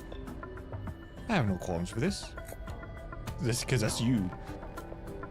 I'm fine with it too. What's there to be scared of if we have such a badass ancestor looking after us? You're getting ahead of yourself, Nymph. Even with Mr. Tin Man here, it's not going to be easy to appease the ancestors with just a few of us. Why do you think it'll be hard? We met so many people on our way here. Everyone may live pretty hard lives, but we're all living life to the fullest. Maybe the ceremony failed last time because the ancestors had heard enough nagging. I mean, when all you ever hear is the future and sacrifice, blah blah blah, how's anyone supposed to cheer up?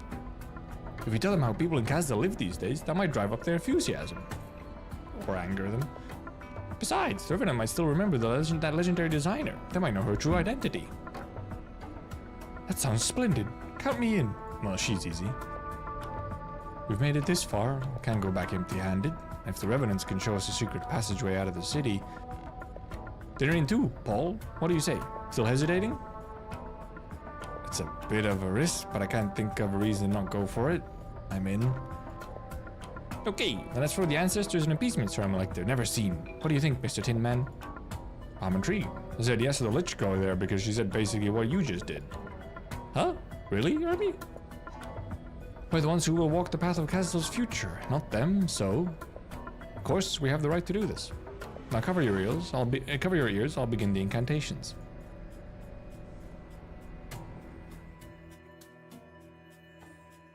Let's try again. Relax. Flawed souls, come near and heed my call. In the flames, as your bloodlines melt away, heed my call. What's going on? There's no response at all. Mr. Tin Man, are you still there? Tin Man? Maybe we've gone too deep, not getting any response. Did I do something wrong? No, if I turn back now, I'll be admitting it to a failure before it's even over. In the shapeless shadows, spots of cold light revolve around my consciousness, leaving layered trails behind them. Unless you try to understand the logic within, you will immediately lose yourself in it. Stop. Think. These are the Revenant's fragments. I remember now. I try bringing them together, but they keep escaping through my fingers, like stardust. They're talking. There's one, two. A lot of voices slowly drawing near me. The coldness fades away and the frigid ice burns bright. I can feel it. Agitation, hatred, chaos. It's more than them not hearing my cries, they are simply ignoring me. Ultimately, they are annoyed. They want to tear me apart. Angie. Step back. 3, 2, 1. Cut your senses off and step back. Hermie, are you okay? You're standing there shaking. That was scary. I'm alright. Where's Mr. Tin Man? Over there by the wall. Hasn't moved for a while now with his head down. Not sure what's going on with him, or if those metallic joints ever ache. The ceremony, did it work? I was returning the fragments to the Revenants, but I almost lost myself for their consciousness. There's a Tin Man who saved me. Not a big deal, I just offered a hand. Could have handled it by herself, or it would have taken more time. He was standing still the whole time. Why does it sound like... Why does sound feels like it's echoing inside my head? Fucking words again, man. Fucking typos, man.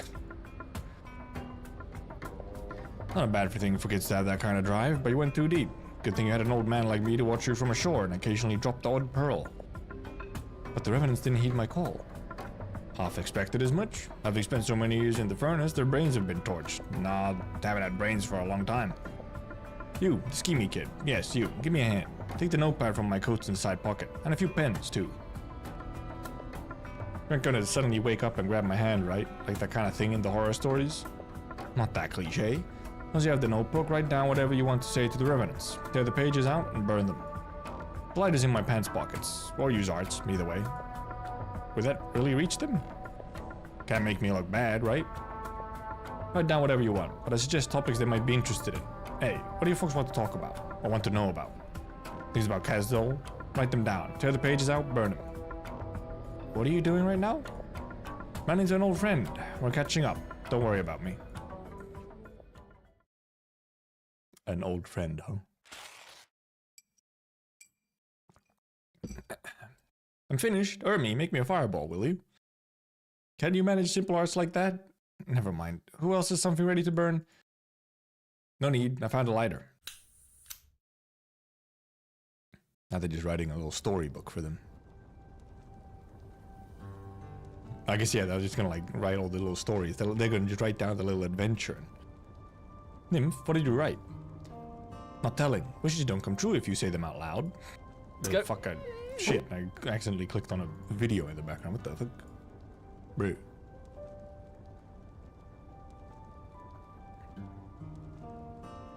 You aren't making a wish? Can you feel it? Furnace seems to be shaking. I can see it. Ancestors have manifested. Nah, that was a very short CG. Time to talk about you. Me? Actually, he came to me back then too, but I didn't go with him. Saw the bones on him clattering away. Were you in there? Don't remember. Memories don't do anyone any good here other than adding to the suffering. Adding to the suffering. But you still recognize me. Because I loathe you. We loathe you. Her resentment fanned the flames. It's what he wished.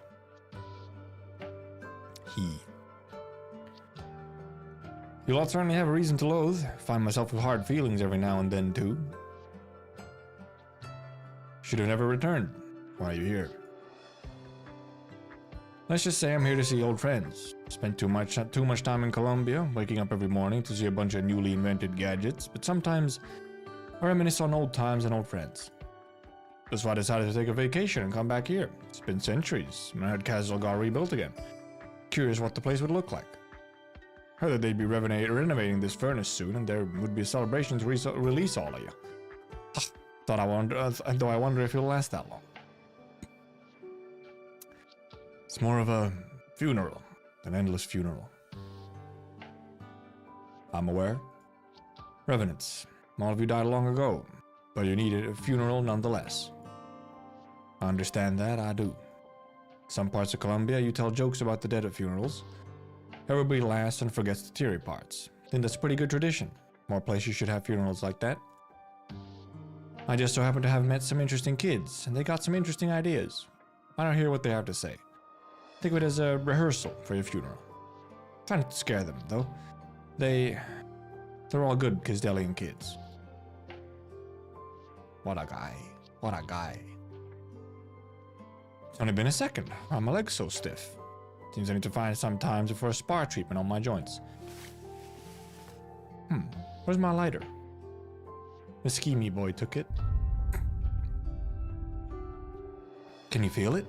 The furnace seems to be shaking. I can see it. Oh, we're back here. Ancestors have manifested. Nymph, watch out. Come over here. Metal uncle. Think you have the right to stand before the Revenants and talk about the future of Kazdel? Not only the future, what I wrote is probably more like legends and folktales. Those mercenaries sounded pretty confident. Wasn't sure if it was true, so I figured I would ask you if there was ever really a Kazdel city that fell straight to the ground, leaving only a big pit. You would curse Kazdel to be buried in the earth over a mere squabble? Curse? Perish the thought. If such a place actually exists, I want to see it. Might just find some lost treasures I could use to expand my style. I've already thought up the exhibition's title. The Lost Kazdel, Echoes of Era's Past. Sounds classy, don't you think? There's been so many Kazdels over the course of history. Maybe one of them really did come crashing down. Just running my mouth. Don't get mad at me.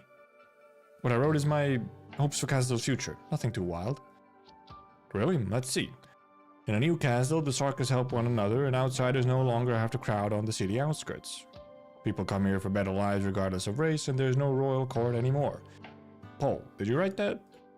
That's mine. Didn't I burn it? How did you find it? Regardless of race. No royal court. Can you see what I wrote? Yes, well, your vision is pretty bold, Gargoyle. Afraid it might never come true. A lot of people said the same thing a lot of years ago. Another Gargoyle. If that's referring to, the first Kazdel, that's quite a lot of years ago. Ermi, which step of the ceremony are we on?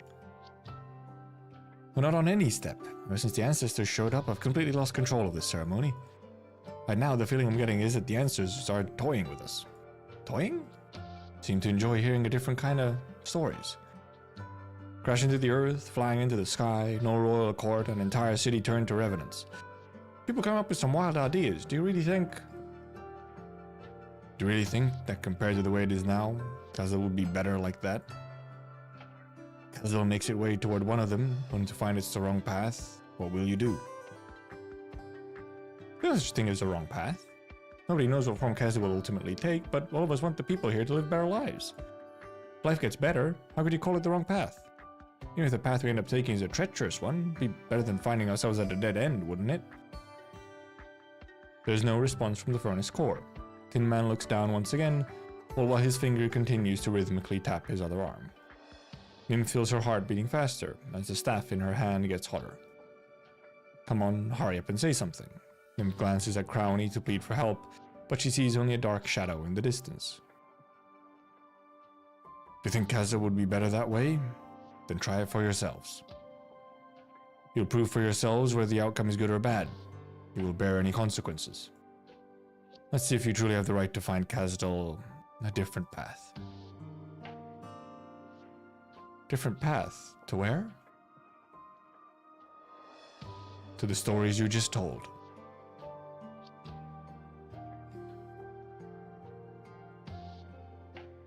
Wow! Oh, damn, just that right there.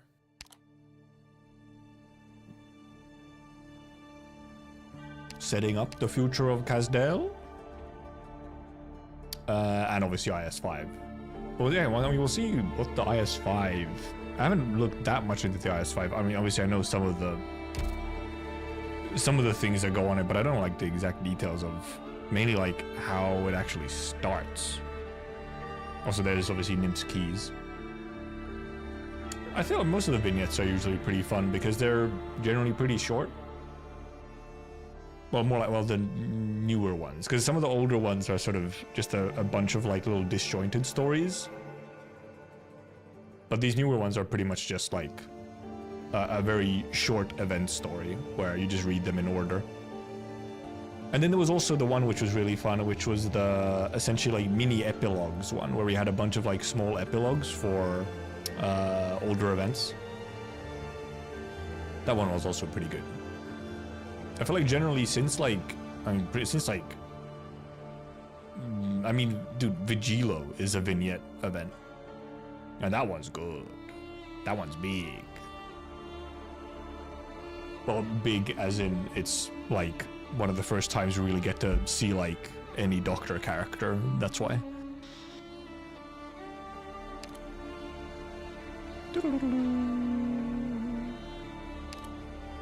Nice. Nice. And actually ended about at a timing that I wanted to. Yeah, interested to see how IS-5 continues off from this. Wasn't really event stories for like the first year. I'm shaking my head, but fair. I mean, most first year event stories aren't like that big of a deal.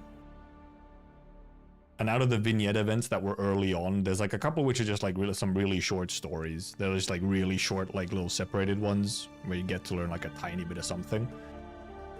And really the main one that's early on for vignette events is the Children of Ursus one, which obviously traumatized the entire fandom forever, so... You know, very Arknights of them. You haven't read Children of Ursus? Oh boy. I went over to watching schmucks read them for me. Damn. Can't believe I'm one of the schmucks. I can barely remember what happened Rewinding Breeze, to be honest. Other than the, you know, Surtur released. I can't actually remember what the stories in Rewinding Breeze were about.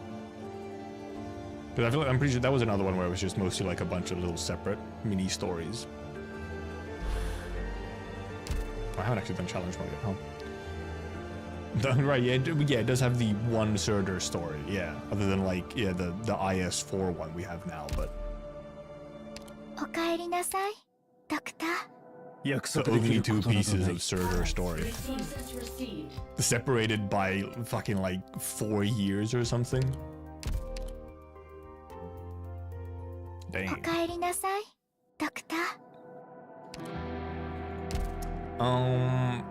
So tomorrow... And who remembers a fairy tale mentioned Rewinding Breeze? Jesus Christ, Rewinding Breeze was billions of years ago. So tomorrow,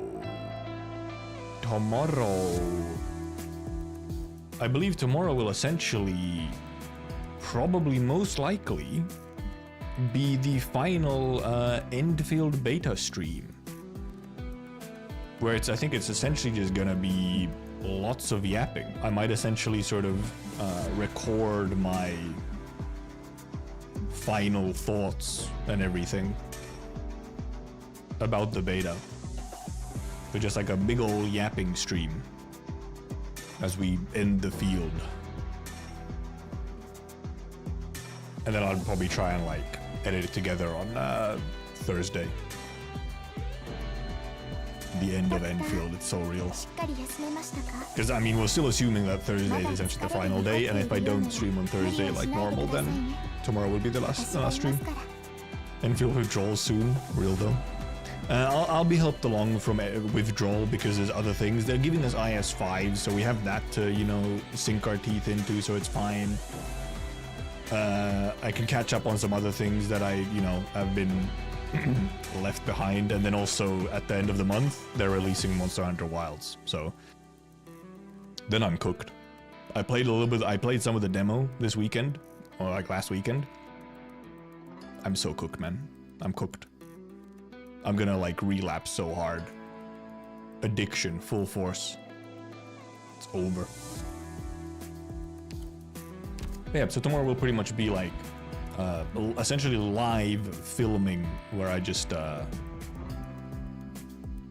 go over all of my, in like some actual order of like going through like every aspect of the game, sort of giving a review of it that I can then hopefully fairly easily just snap and clip up, or clip into an actual video as well, post. The beta network stuff, I played a little bit with some friends. It took us a while to figure out how to even get the online to work. It's weird. For me, the demo run really well. I believe it's the previous demo. It was the first open beta demo, like some months ago. That one was an absolute mess, regardless of hardware. But this new one, for me at least, ran very well. But I have recently, you know, quite beefed up my PC. And also, this demo, apparently this one doesn't have all the optimization upgrades that like because they also released the benchmark for Wilds. So apparently the current demo or beta doesn't have some of the optimization stuff that the benchmark does. It doesn't even have all the same like graphic settings available. The benchmark, for example, has like ray tracing available. The demo doesn't, so it should in theory run even better on release. But I mean, absolutely. First of all, it's a Monster Hunter release. It's a Monster Hunter release, and it's a Capcom PC release. And apparently, with the current demo, actually, even some like PlayStation, like even for PlayStation on a console, people are having like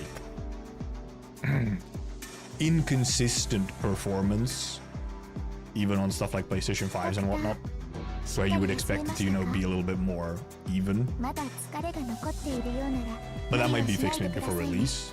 But I mean, yeah, I'm fully expecting, you know, the release to be a bit of a technical mess. It's just better to expect it to. But also, unfortunately, I am actually away for the release weekend. It releases on the 28th. For the release weekend, I am away. I'm away from Friday to Monday. So I can't even play it on release. It's fucked up. How could it be? But maybe that's a good thing, because then I'll probably get to playing it like next weekend. Maybe in the week before that, they'll put out some, you know, week 1 updates or something. We'll see. Oh, that's true. There probably will be like de novo bullshit as well again. Yeah, de novo performance issues probably again. I mean, there's gonna be a lot of issues. I expect some performance issues, and also just like probably network issues and anything you could ever like imagine. Some weird bugs and stuff and so on, like, for sure.